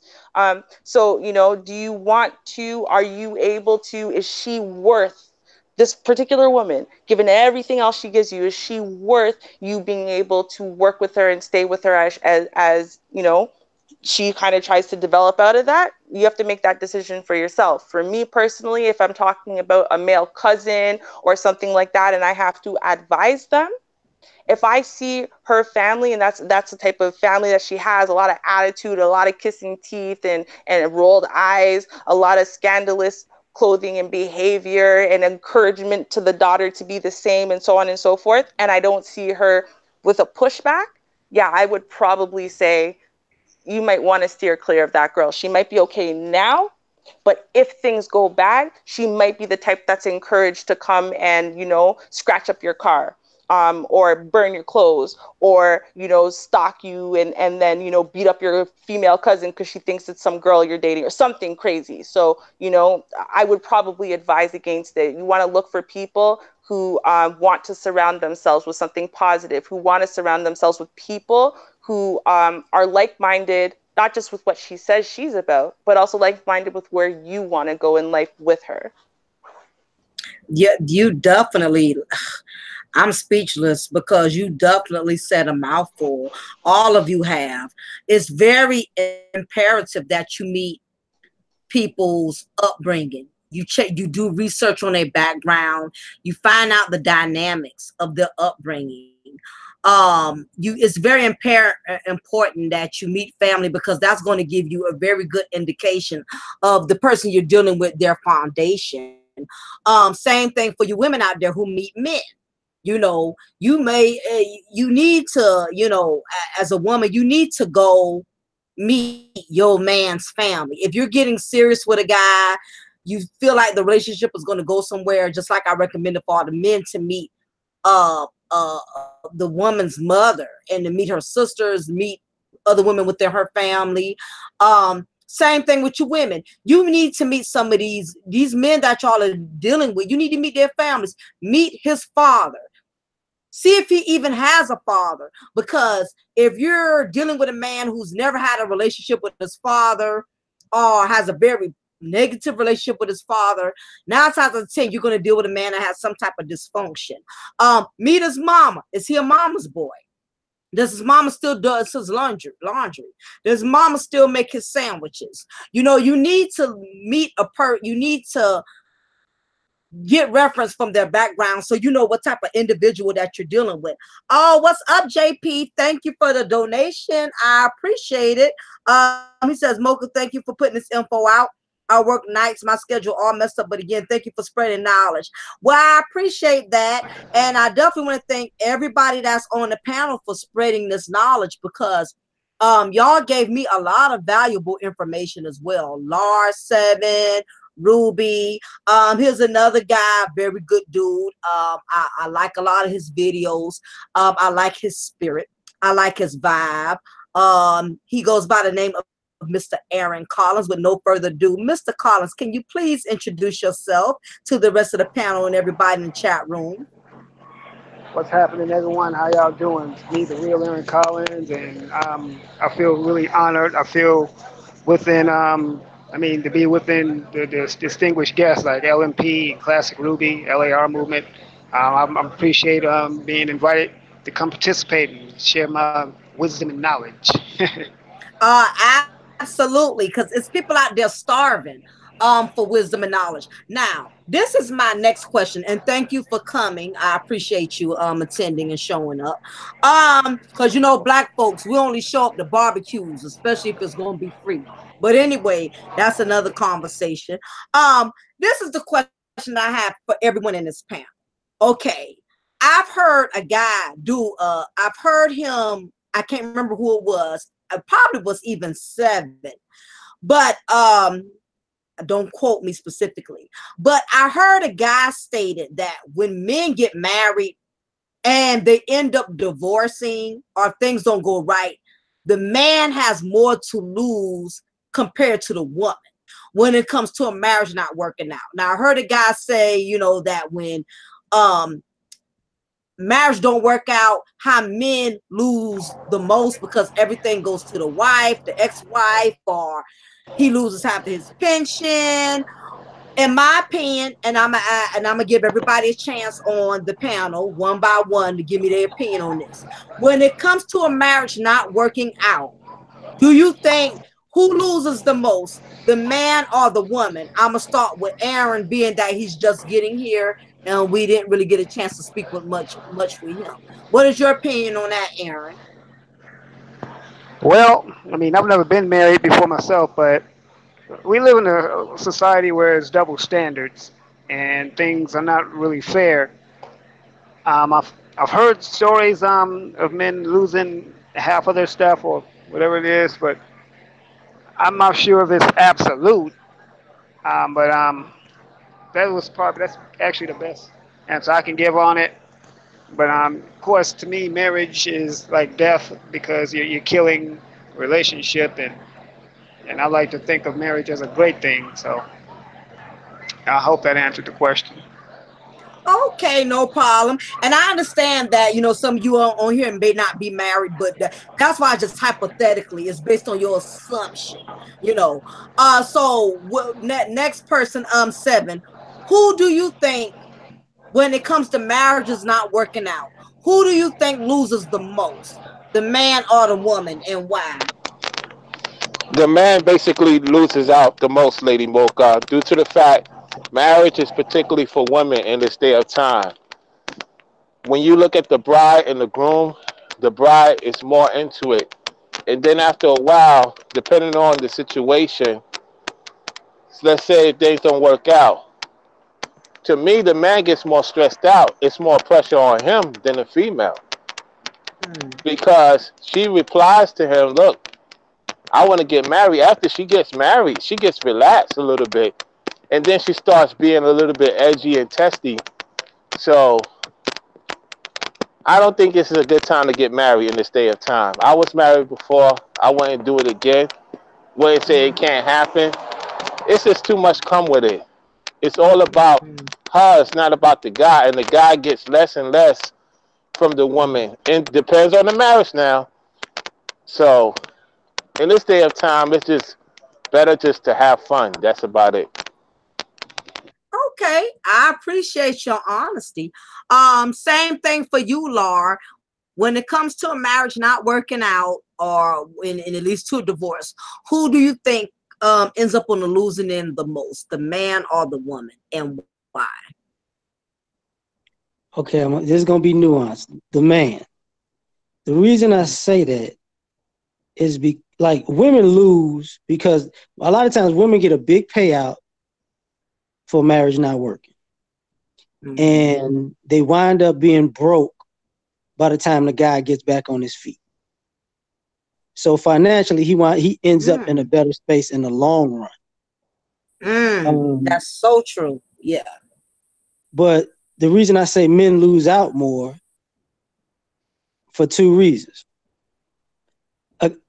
If you have dreams and aspirations as a child, say I want to be a doctor. What you tell men is, okay, you wanted to be a doctor since you was 7. Now you're 28 and you're a doctor. Now you meet a woman at 30. You get married at 32. You be married, you get divorced at 42. All that matters is that you were together for 10 years. All the dreams and aspirations that you worked for from 7 to 28, that don't count. She's taking what you took a lifetime to work for in a swoop of 10 years for meeting her. So that's why I say the men lose more, because nobody takes into account the time that they put into getting where they're at before they got married.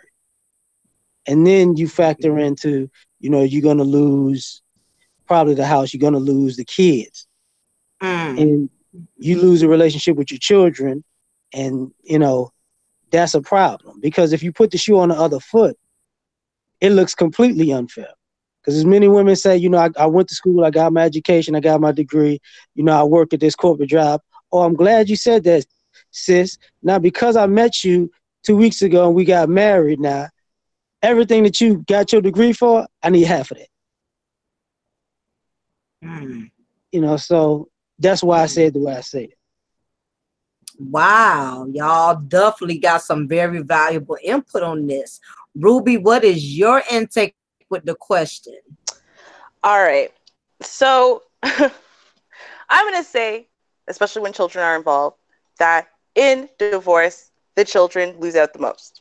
I'm going to say now here, the thing is that I think that when we ask men the question, most of them at least, and I mean, it's a reasonable way to look at it, are looking at it from the financial aspects, from the financial perspective, which is true for the most part. Even if she worked throughout the whole marriage, in general, what you're looking at between alimony and child support is that the man is now going to need to pay out extra money to this woman that he is no longer with, and still try to have a life outside of that, as far as, starting off a new life, getting maybe a new wife and, starting a new family, et cetera, et cetera. And, I understand the financial perspective, but the thing is that when I look at marriage, I'm also looking obviously from the female's perspective, because I'm a woman. And so now we're not talking about, for the most part, ratchet hoes and stuff don't really get married. So we're not really talking about that segment of women. We're normally talking about a segment of women who are at least a few steps above that. And some of them, when things end, it gets nasty, it gets messy, it gets mean and bitter, and they're trying to drain you for every cent you got, and they're trying to ruin your life, and so on and so forth. And they're doing that because of the damage for them that the divorce is causing. Because for women now, part of our identity and part of the way that we're judged has to do with how successful we are as a wife.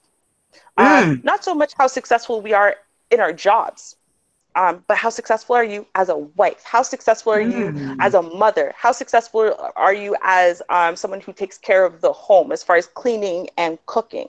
It doesn't matter that we're in the new age, the 21st century. It doesn't matter how much you earn. At the end of the day, when something goes wrong, when your kids mess up, no one looks at the dad and says, you must be doing a terrible job raising your kids. They look at the mother, right? And likewise, when relationships fall apart, they don't look at the man and say, wow, you must be a terrible husband. They look at the woman and they say, wow, you really failed as a woman. You really failed as a wife. You must have. Right. And so I think that when it comes to losing out, You know, we're not talking about, you know, the psychological and emotional damage that comes along with Absolutely. divorces. Right. So we got to look at those things as well. And, you know, am I saying that the financial impact isn't important? Of course not. That's why I made sure to acknowledge it first. Well, I think when it comes to the psychological and emotional impact of divorce, I think that women lose out much larger, and that impact is lasting, not just internally within themselves, but as far as the way people will continue to look at them. When you hear about a man who is divorced, you don't look at him and go, oh, well, I don't know, maybe there's something wrong with him. You look at him and you go, oh, so he's the type who gets married, and it's a good thing. You look at a woman who's divorced and people go, oh, you're divorced, you couldn't hold together a marriage? Well, I don't know if I want to take that risk with you. You know, I don't know, what did you do wrong? Right. And so I think that we need to look at that and recognize sometimes that those kind of stigmas that are going to be attached to marriage in a lot of or divorce in a lot of ways are going to attach to women and are going to carry through with women for a lot longer and a lot more deeply than for men. So, you know, depending on the angle you're looking at it, you're going to get a different response from me. That is a very true point, because I hear what a lot of the guys say from the financial standpoint, and that is very true. When it comes to the financial aspect, unless that woman was the one who came in a relationship with the majority of the money, the guy's the one that's going to end up, the husband is the one that's going to end up fitting the bill. That's a fact. We already know how the courts operate when it comes to that. But what men have to understand, and this is the reason I brought this question up, because women don't get over like you think. It's not like, okay, whoop-de-doo, the court done rewarded her X amount of money. She gets the house, she gets the kids, she gets the dog, and she's feeling accomplished. Now, she may feel accomplished for the moment because she did get the check. She don't have to worry about her light bill, her water bill, the kids' tuition. She may feel like she won in that part. But the truth of the matter is, women feel like failures when they lose a marriage.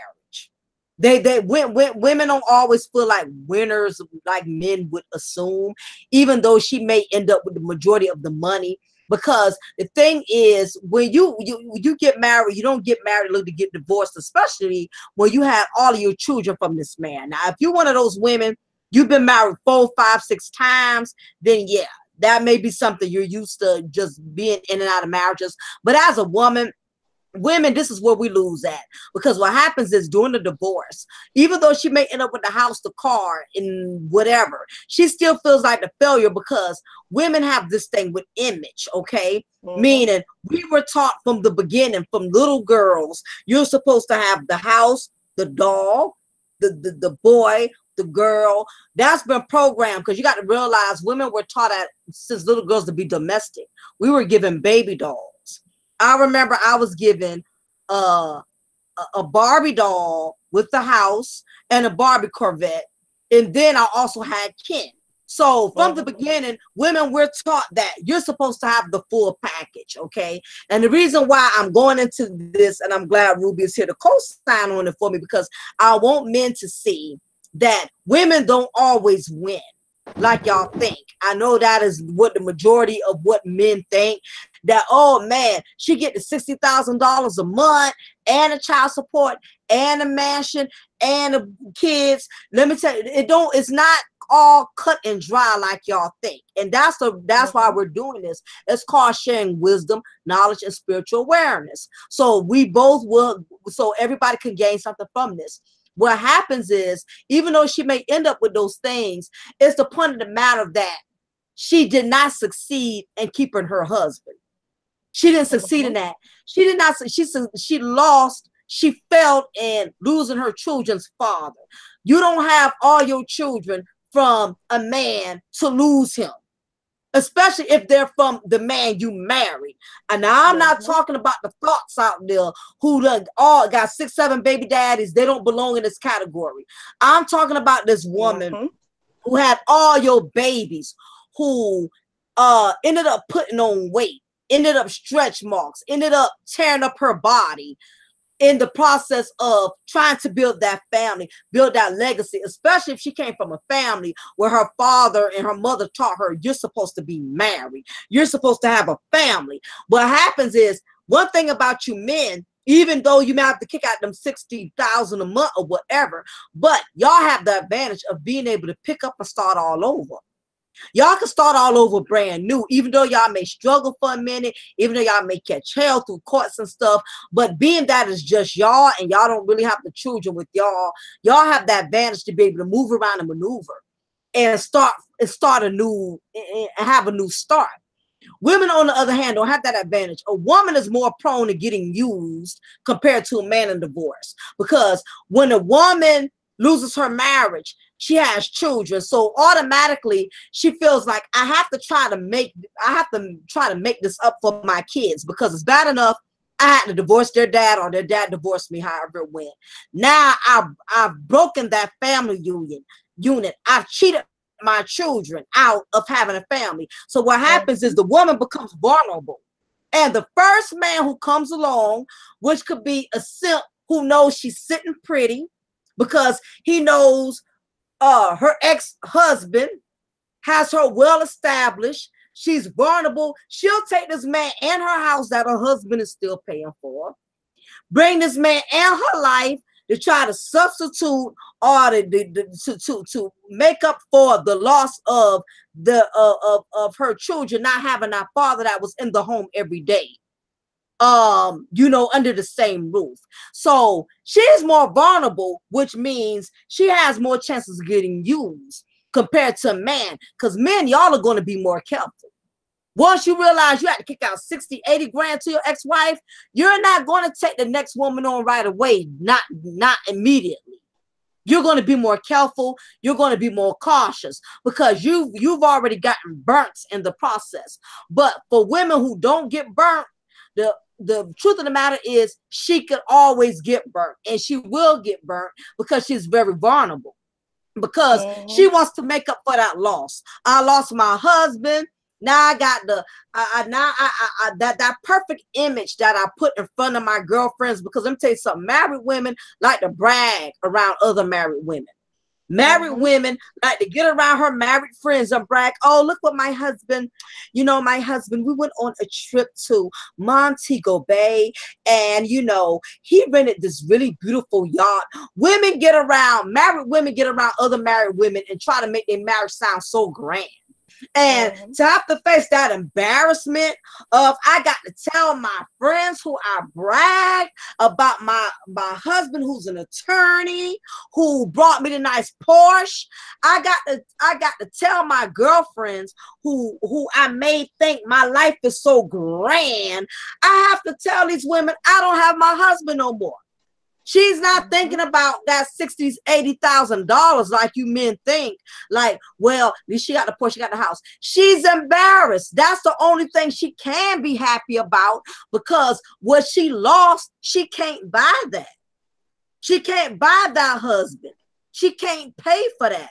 So, of course, of course she's going to take the money. Of course, because she knows that's the only thing she can get.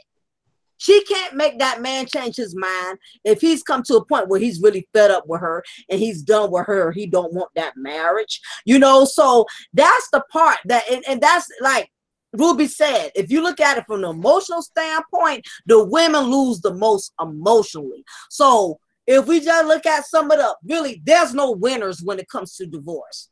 There's no winners. It don't matter who end up with the house, who end up with the kids. There's no winners, because it leaves a lot of pain. It leaves a lot of resentment. Nobody walks away feeling like, yay, I've won. I got the house, I got the kids. And even if she may put up that front, guys, like, yeah, okay, I got my bread. I don't give a damn who you end up with now, because you got to always take care of me. It's still going to be that emotional withdrawals. She still got to live with that because her marriage did not work out, and that's her walk of shame she has to experience. So there's really no such thing. Everybody's losing. There's no winners in divorce, but it does come a point to where you have to be realistic with your situation. So everybody's not in marriage for the right reasons. Let's just face it. Some people are just married because they like the security, or they want somebody that's going to have to take care of them. But y'all are free to join in and Speak on I it. wanted to say something about that real quick. Yeah, I was listening to what you were saying, Mocha, and I agree. And like I was saying before, that a divorce is the death of a marriage. And me, I come from a biblical perspective, a Christian perspective. But marriage is it's a good thing. And when a man and a woman are together, God said, "Be fruitful and multiply." And it doesn't mean you have to be perfect. There are no perfect marriages. There's no perfect people. But like anything, you got to work at it. You bring your best, she brings her best, and you just come up with something. You're gonna have your flaws, and like I was saying before, I've never been married before, but I kind of look at the experiences from other people. That's the type of person I've always been. I've always learned from other people's experiences, so to speak. If that may I know that probably sounds weird, but someday I do hope to be married, and because as if you read the Bible before, the Bible says that when a man finds a wife, he finds a good thing, and that's actually good. That the man and the woman were made for each other. They were made to complete each other. So I ain't trying to preach or nothing like that. I know tomorrow's Sunday, but Oh, that's I was facts. just yeah, I was just trying to put it down what I believe marriage is. Can I add one extra thing in there too? Mm-hmm. Um, because there's something that people don't realize when it comes to, say, 20 years of marriage or whatever it is, right? So you both got together, and if she's a good woman, and you're a good man, that means you are leading, she is following, you guys are on your agenda. That often means that, she's going to be sacrificing a lot of time that she would have if she wasn't in the marriage, right? She would have been working on that career of hers. She would have been building up her ability to earn her own money and whatever. But she's in a marriage. And so, you know what? At the end of the day, this is not about her and her own success and whatever. It's about the family success. So, she's going to be the one who's going to, yeah, sometimes she'll hold down a part-time job or even a full-time job. Sometimes she's a full-time mom, full-time housewife, full-time whatever it is that you need her to be for those 20 years, because you guys are on the same agenda. And this is why at the end of the day, when you look at the statistics, married homes have more overall wealth, not richness, wealth, and they pass down more generational wealth. Here's the problem now. This marriage ends. This has been 20 years where she's been following your lead on your agenda with Good point. your career, your everything was a priority. Now she comes out of that marriage, and hey, guess what she can get? She can work for maybe part-time at minimum wage at Walmart or whatever, a company that's notorious for not giving people benefits. Why? She didn't take that time and energy to build herself up somewhere, to build to a place where she can support a house and a this and a that and whatever, because you guys had made a plan together. And so when that plan fell apart together, at the end of the day, the thing that the man gets to keep is his earning potential. So even though he lost the marriage, even though there might be a financial burden, which again, I already said men lose bigger. But with that being said, she's now in a position that she wasn't in before, where she needs to try to maintain a quality of life for her and her children. And I mean, even if you're sharing that, courts or no courts, it still comes down to she's got to provide that without any type of earning potential. You had 20 years to build up your earning potential and to build your raises and to find the right place for you and so on and so forth. She's 20 years older. Probably has a very sparse resume, trying to get out there and find employment to be able to support a proper quality of life. So, I mean, there's a lot of complications that come with marriages, especially long-term ones. With these ones these days that are barely lasting 5 years, that's not what I'm talking about. I'm talking about real commitment, real devotion, where 10 years, 20 years, even 30 years of two people walking in a life together. So there's a lot of issues when, men who end up getting divorced, they go be single for the first time in 30 years and they figure out they can't iron, they don't know how to cook, they've never washed the dish before. There's all kinds of things. They've never balanced the books before because that's something their wives did. So it's leaving a hole in both people's lives and this is how everybody loses. When you put everyone together, that unit is able to be more functional because each person does what they do well. They come together and they're all on the same agenda, the same plan. So, when that falls apart, everyone falls apart. Everyone ends up losing. At the end of the day, one way or the other, everyone loses financially. Everyone loses as far as success. And those kids, they're going to lose because you know what? That generational wealth that was supposed to be in their family and passed down to them disappears is the second the marriage disappears. And you know what? You definitely made mouth said a mouthful, and I'm gonna just interject right quick, and I'm gonna let y'all come on in. That's very true. Note to all you guys out there that are married, keep in mind, if you are with a woman who you have never allowed to be independent because you wanted to be captain, run every damn thing, you want to run a tight ship. I don't want my wife working. I want her to stay home and iron my drawers and wash the dishes. I don't want her working. I just want her to take care of me. Keep in mind that if things go wrong and you've always been the provider, of course the court's going to grant everything to her. If you was one of those men who never wanted your woman to work, never wanted her to go to school, and something happens and she's not capable of going out there to be independent, then you create that monster. You put yourself in a situation to where if things don't work out, this woman could take you for everything you have because you made her a housewife. You wanted her to just sit home, have your babies. You didn't want her to work. You didn't want her to try to better herself. This is what happens. So all of these women that we call gold diggers who end up with everything, you have to look at how the husband had everything orchestrated from the beginning. Maybe he was one of those husbands. He thought he had so much control. She'd never leave.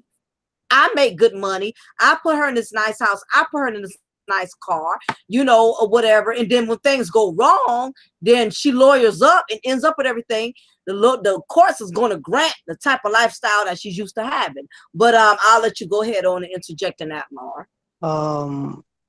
What y'all saying got me thinking. And part of it is this. From a male perspective, men are taught there's a code that of conduct that you do these things and you're doing right by a woman.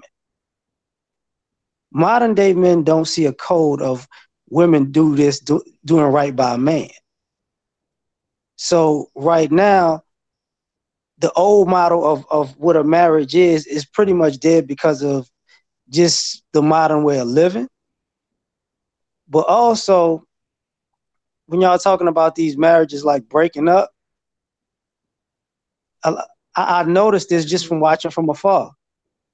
A lot of these women crack up because at the end of the day, they didn't mind losing their husbands at first. But then when they're gone, it's like the shame that you're talking about from me looking at people is like, oh, now you realize you should have actually treated that guy right because of all the things he did when you were married that you didn't necessarily appreciate. Because nowadays, nobody, you know, you can give a laundry list of, men could give a laundry list of if I do this, and this, a woman will be her needs will be met. When it comes to the other side, or this is treating her right.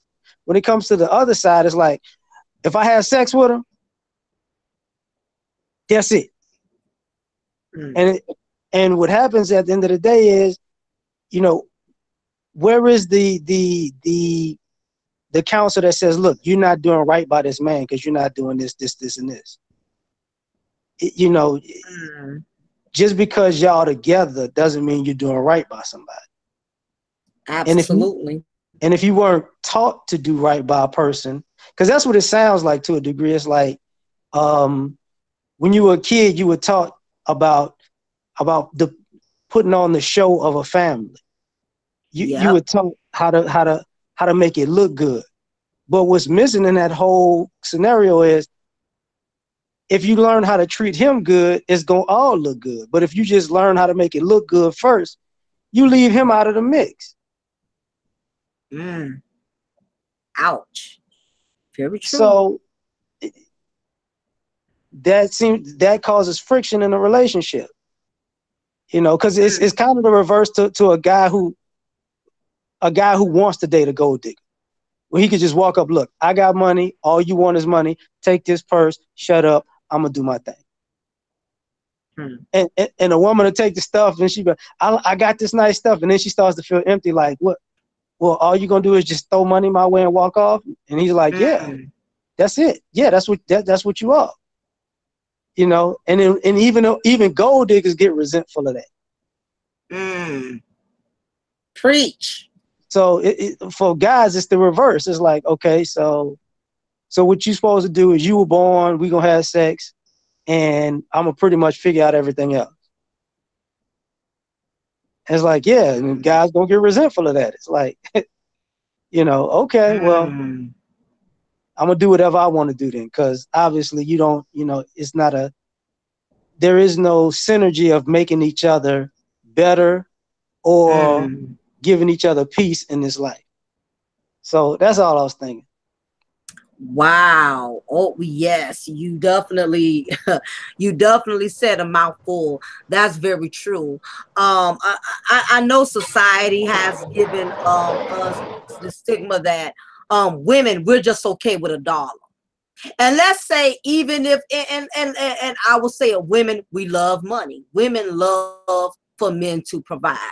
Women love that lifestyle of being able to shop and have the finer things in life.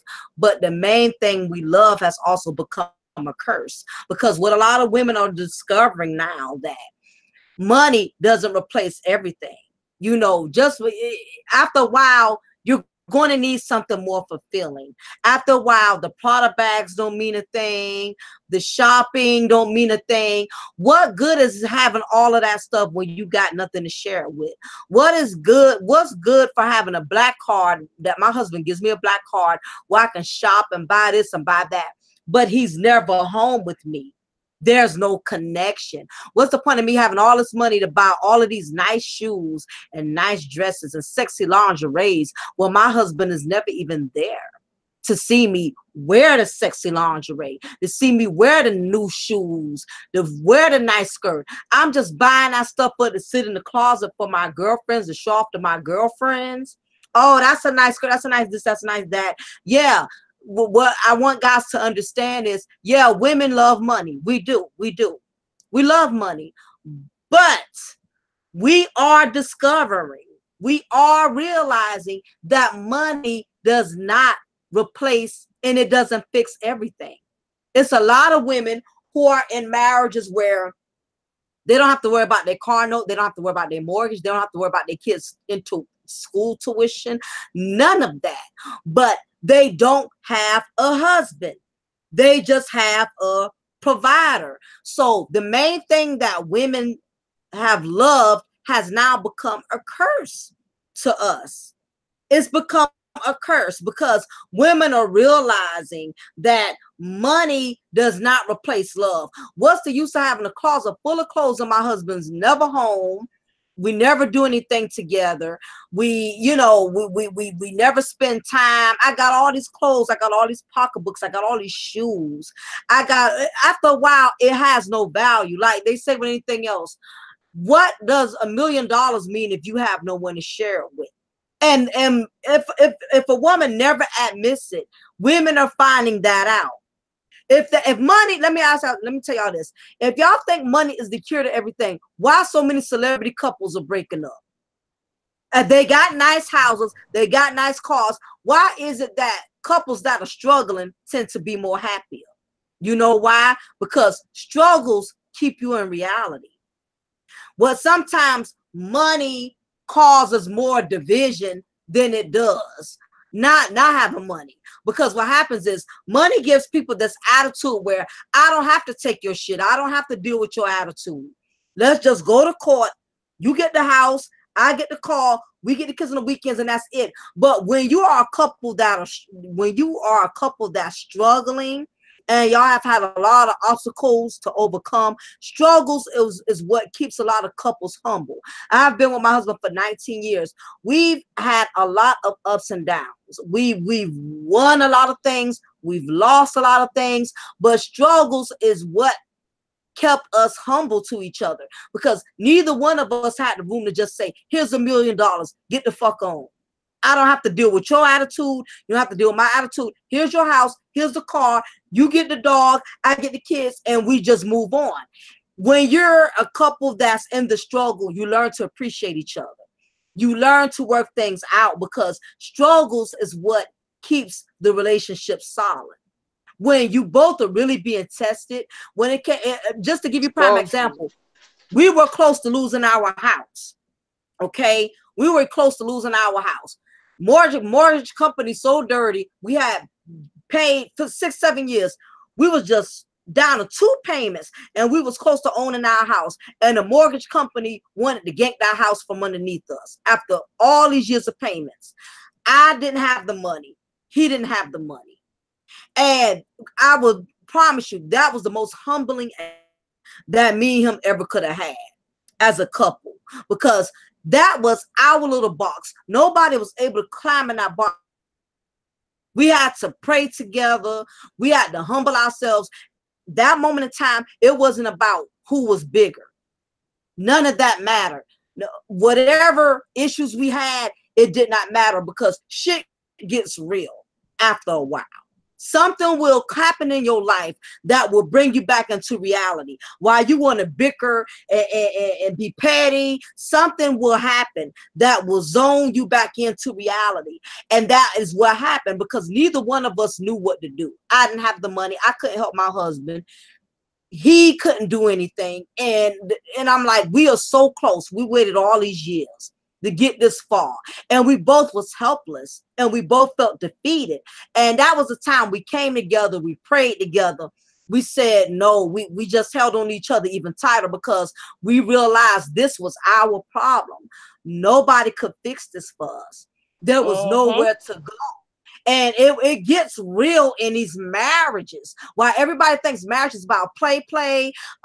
We get to go on cruises. We get to go out of town. We get to, have big old Thanksgiving dinners and invite the family over. It's some serious stuff that happens where you have to come close together, even down to us losing a child. When I miscarried my last child at 6 months, that was a pain that nobody could touch but the both of us. That was our personal pain together.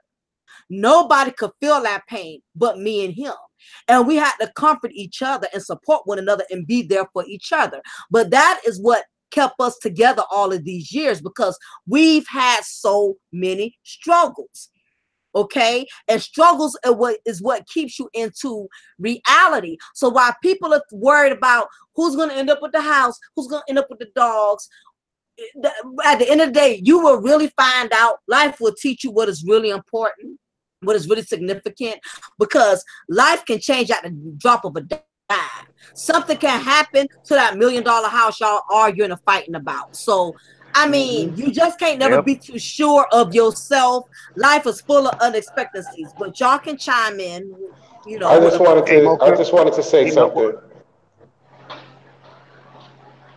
real quick, because I got to get ready to close down the place in about 20 minutes. So let me just say this. Guys, understand that women are never satisfied at all. You could give them the whole world and they still want extra platter and sauce to it. So if she doesn't have any balance in her life, it's going to be a hard time. You're dealing with somebody that's going to be, even if she's a quote unquote righteous woman, because we know in scriptures, even the righteous women's got on their husband's nerves. Women gonna get on your nerves all the time, good or bad. Just get used to it. If you can't deal with it, just be by yourself, because that's the true nature. And you have to have a strong individual mind to be in a marriage. And you're gonna have your ups and downs. You're gonna learn from each other, the growth. Now, somebody in the comment board said something that a lot of people that are successful, they kill themselves more than a poor person. That's true. That's because of the mindset. It has nothing to do with the money, because the scriptures tell you money answereth all things. I think it's in the book of, I forget what book it's in. I think it's, I'm trying to remember it. It's gonna come. I know it's in Proverbs. I think it's Proverbs or before Proverbs. Money answers all things. So it's the mindset of the people. And a lot of people kill themselves over little things and don't really realize why they're doing it. It's because the way they was brought up, the way they was raised. But women are never satisfied, to be honest. You can give them a Galaxy 9, Note 9, all the phones. She's still going to say, why you didn't give me that iPhone 8? What happened to the iPhone 9? Oh, I love these glasses. Why you got to get those glasses before me? So I want to it's go all, and it's a say this. mind over matter. True point indeed. Go ahead, Aaron. But thanks, Seven. Bottom line, Appreciate it. Mm-hmm. hey, yeah, I was saying that, there's a street term, and I'm sure everyone here has heard. It's called, ride or die, and that's the type of thing I think that's missing in marriages today. It's not too many more riders. And when I say a rider, I'm talking about people going through thick and thin. I mean, everything is people are supposed to be built for adversity with each other. No matter what happens, I'm gonna still ride with you. We gonna weather this storm together. And that's what's really missing today. People are not built like they were when we were growing up. It's like everyone wants a real quick fix, and like my man here just got through saying, you get mad because you don't get the latest accessory, or you don't get the hat Beyonce wore at her last concert or something. Silly shit like that. So it's just not no more riders. Oh, and Um, I agree with that. Go ahead, Laura. I guess I'm about to be biblically mean, so I'm gonna just go ahead and get to it. Um, the love of money is the root of all evil. Preach. Yes, it is. And what's happening is we live in a capitalistic society. And and what happens is people do not love people. They love what they think people can do for them. Okay. So what's happening, we're at a space where if you can't do for me what I'm not doing for myself, I hate you. And Facts. the most valuable commodity on the planet is another human being. But when you place things that human beings make over the human being that you're connected to, you already at a loss. Because what winds up happening, even if you love the money that much, when you and the person, they say man makes the money, money never made the man. So when you lose the person who has the skill set to make the money, when you have the money in hand, it looks good. But when you lose the skill set, you start to realize, well, I could have replaced this money if I'd have kept the man. But I kept the money and I can't replace the man. I'm at a loss. So, and even if you flip it the other way around, like what winds up happening is there is no value in humanity anymore. Because life, we all gonna live and we all gonna die. And life ain't easy. Nope. So if you're judging people by how easy they can make your life, you're kind of psychopathic and egotistical, because the same person that you want to make your life better is working to make their own life better. That's right. So you want them to do double time and hate them if they don't do it good enough for you. Instead of just saying, okay, this is my situation, this is your situation. It's a yin and yang type thing. This is how I can help your situation. This is how you can help my situation. But instead, we're kind of being like venture capitalists and opportunists. Like, look, I'm saying I'm down with you, but the truth is, I just need you to do this stuff that I want. And when you do what I want, I'll be happy. And that's all that matters. And then, you basically fake fell in love with an enemy. So yeah, I'm gonna start drinking. I ain't got time. Y'all can make me start thinking and talking. That's very true. We're in a microwave, as you stated. We're in a me generation. Everybody is off for self. A lot of people are marrying or not even just marriage, even relationship. and I'm gonna go to Ruby next. Because people are looking to escape something. People want you to rescue them from their own misery. People have something that they're trying to escape from, whether if it was an ex in the past that did them wrong, whether if it's, as y'all mentioned earlier, a dysfunctional family. People are constantly trying to look for something to run away from. And they want you to be the cleanup man. They want you to be the cleanup woman. People want you to fix their problems for them. I messed this up and I want you to fix it. If you can't help me fix my sorrows, then I'm not interested in you. What's your intake on that, Ruby? I actually think that is absolutely 100% correct. And the thing is, it's because people have this misperception that what happens is you are half of a whole, and that's okay. Because what you need to do is go find the other half of your whole to make you complete. That's not the way relationships work. That's not the way marriages work. That's not supposed to be the way that it is. But yet, for some reason or another, we keep hanging on to this concept of two halves of a whole. And we think when they talk about soulmates, that's what they literally mean, that you're walking in as half of a person. So you walk in, you know that you have this giant broken hole in the middle center of your gut. And meeting this new man, he makes you feel all kinds of ways, magical and special and different, and it temporarily fills that hole up for you. Because, you know, maybe this is the first time anyone's ever treated you that way, or whatever the case is. And so what you do now is you use that as reasoning that, oh, well, he must be the other half of my whole.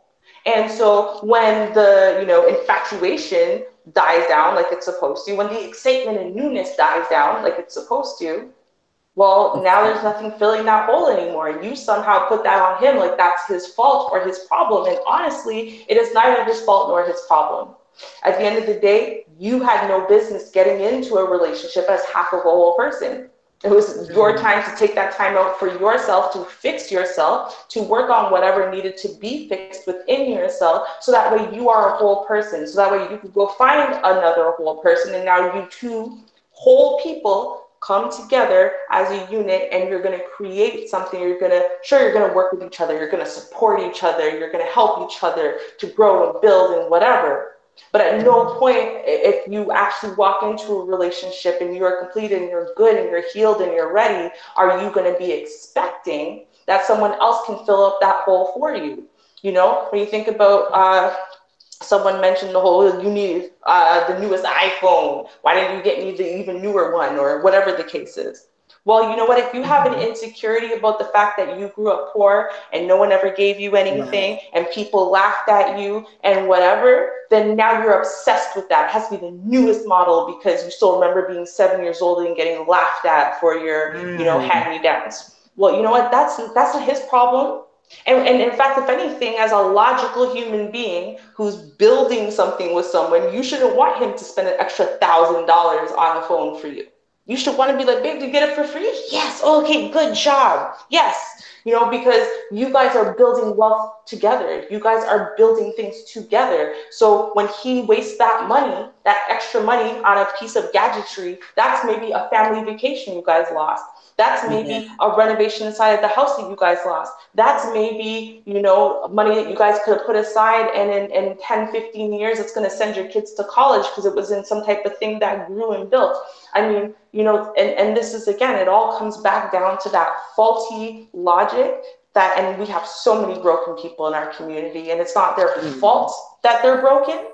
But now you're an adult, so it's your responsibility. The onus is on you to recognize that and take the steps required, so that way you don't perpetuate this foolishness and you don't think that someone else is going to fix you. Because trust me, he could be the greatest man in the world. He could try to cater to and I'm telling you because I have been there. I had a hole in me back when I was 19. And you know what? Were there all kinds of other issues going on? Sure. But I'll tell you that I expected him to fill that hole. And he could be as great as he wants. He can show up as much as he wants. Like I said this, and people are like, "That's so crazy." But like, to me, when he held me, it wasn't enough. Like I wanted to crawl inside of him. I needed to be closer because, you know, the closeness, he's filling the hole, but not enough. I need to be closer, right? Because I'm trying to make him fix me, and he can't fix me. I have to fix myself. So, you know, and I take 100% responsibility for that relationship and the places it failed, because you know what? Did he make lots of mistakes too? Absolutely. You know what I mean? But that's not the point. The point is that there was no way, even if he was perfect, even if he was more than just perfect on the surface, that there was a way that I was going to be satisfied, because the problem wasn't from outside. The problem was from inside. You know, now I look at myself and I'm like, I've resolved those issues. So now there is such a thing as good enough. Now there is such a thing as going, oh, thanks, but wait, how much did you spend on this? And it's not because I want him to say a big price tag. It's because I'm mad if he says a big price tag. Because that's our familial wealth, and I don't want you blowing it on foolishness, even if the foolishness is for me. Oh yes, y'all. This panel is definitely on fire tonight. Y'all is definitely, y'all giving a lot of medicine. I'm telling you, because a lot of people are starving for this wisdom and knowledge, and everybody in the chat room is just overwhelmed with all of this wisdom and knowledge that is y'all are serving up tonight. And it's very true, Ruby. You made a bunch of valuable points. Seven stated something earlier, that women are never satisfied. What I would like to say on that is broken people are never satisfied. Anytime you're dealing with a broken individual, whether if it's a man or a woman, you can't fulfill a broken person. You cannot fulfill a broken person that's broken mentally, emotionally, spiritually. You would never be able to fill the void of a broken person. And brokenness comes on so many levels. You know, brokenness is not just a problem for women, and it's not just a problem for men. It's not just a problem for Black women, white women. Brokenness is on so many levels. You meet people that have a broken childhood. Like Matthew said, in so many aspects. People are broken from their childhood. People are broken from abuse. People are broken from molestation. People are broken from divorce. People are broken from poverty. The list goes on. And the truth of the matter is, ladies and gentlemen, all of us are broken in some form or another. I'm broken in some ways. But where it becomes a problem if when we allow that brokenness to consume us to the point to where we cannot invite somebody in to love us enough. That's when it becomes a problem. Like Ruby said, and that's the God's honest truth. As women, we want men to fulfill all our brokenness, you know, and the moment he cannot fulfill all of that, we want to blame him, or we want to make him feel like he's not man enough and he's not up for the job. When the reality is, some things we have, only God could fulfill those holes. So some of us are too damaged and too messed up to where a man or a woman can fix it. Some things are beyond capacity for man to even correct.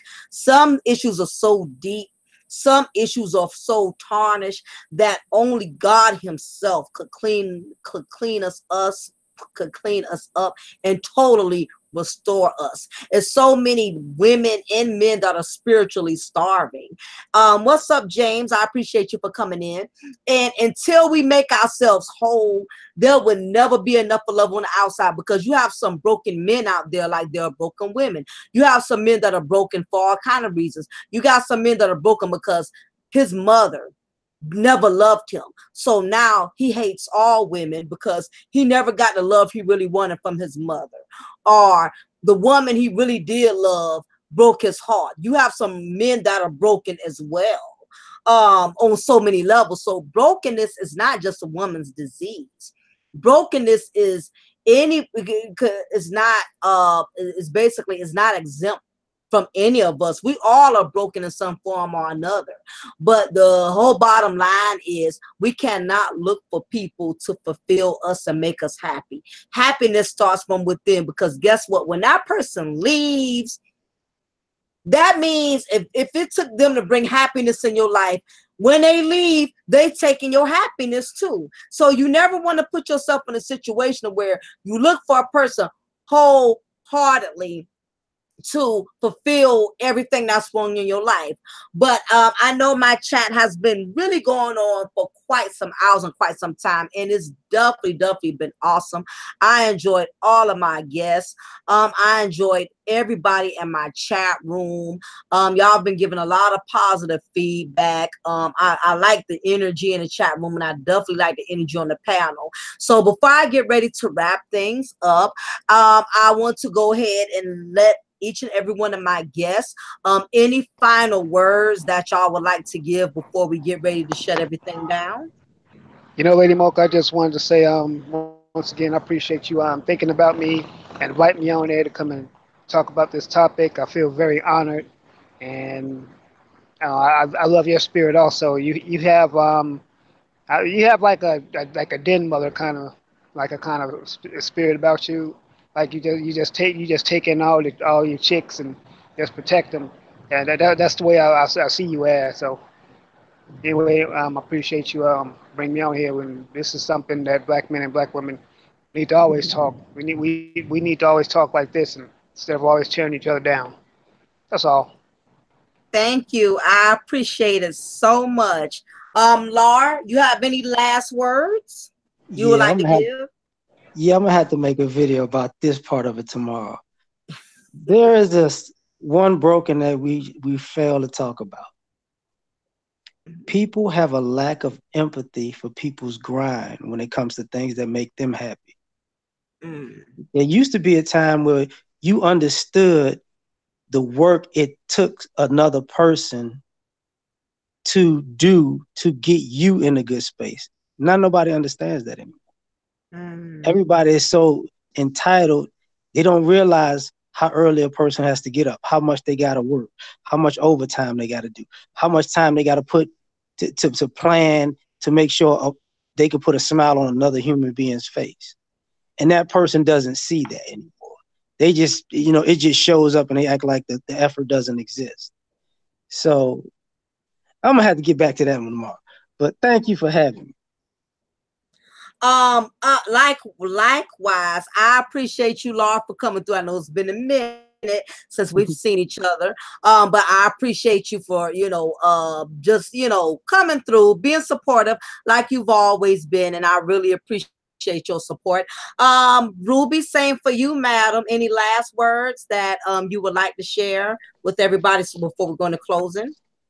Yes, ma'am. I would like to say, on both sides of the divide here in the gender divide, we have, you brought it up a few times when we brought up subjects, say, and we're saying, well, women do this, or well, men do this. What we need to realize at the end of the day is that underlying a lot of the negative behaviors and the negative actions that we take against each other, we characterize that stuff as like spite. Well, they just hate us, or it seems very simple, cut and dry. But normally there's a lot of pain and a lot of brokenness and a lot of learned dysfunction that's underlying these behaviors that we're seeing.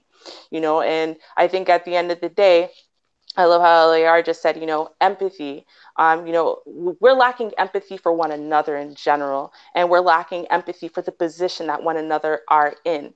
And I think that, a little bit of that and, a little bit of, self responsibility. Take a look at yourself. Recognize that, if you have a dysfunctional pattern, it's time for you to go and seek help to try to resolve that, to not contribute to these negative stereotypes and these negative behaviors that are really tearing down our community, especially the Black family. Otherwise, thank you very, very much for having me today. Again, thank you so much for the warm welcome. I felt right at home here, and I really had a really great time on this panel. It's been great. Thank you. Absolutely. But again, I'm going to introduce everybody on the panel. Have Mr. Aaron Collins. Please make sure you check out his channel. He gives really good information. Definitely also Law Movement. Very intellectual brother as well. He gives a lot of value information.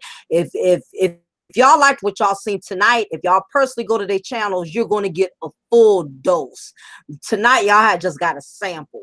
But if you want to see more of Law Movement and you want to see more of Aaron and you want to see more of Classic Ruby, make sure y'all sub to their channels. If Black women and Black men learn to come together like we did tonight, we would be powerful.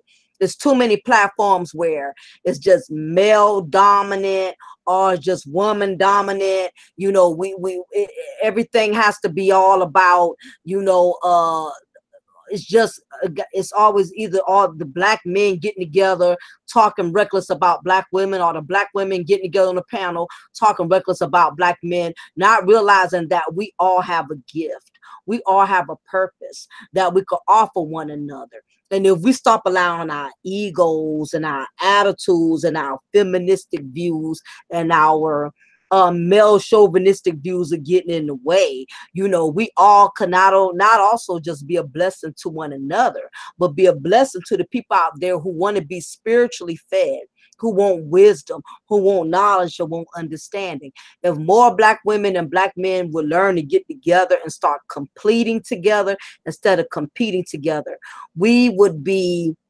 powerful. You know, and that's why with my channel, what I try to do, I make sure I balance it. It's not all male chauvinistic views, but it's not just feminist views, because no gender is better than the other. We all got faults. We all got flaws. We all got something we can learn from one another. Men are not more powerful than women. Women are not more powerful than men. We all, to a certain degree, have a gift. We have a purpose that we all can contribute to one another.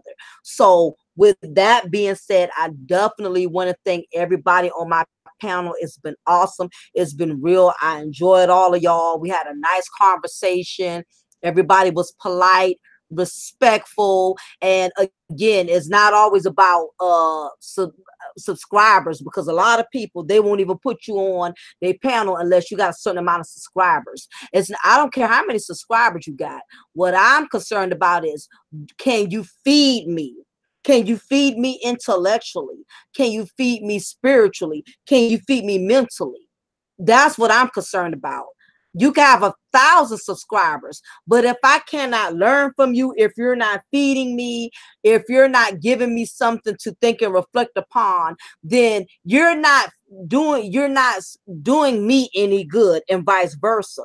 So I'm glad that everyone had a chance to stop by tonight and check out everybody here on this panel.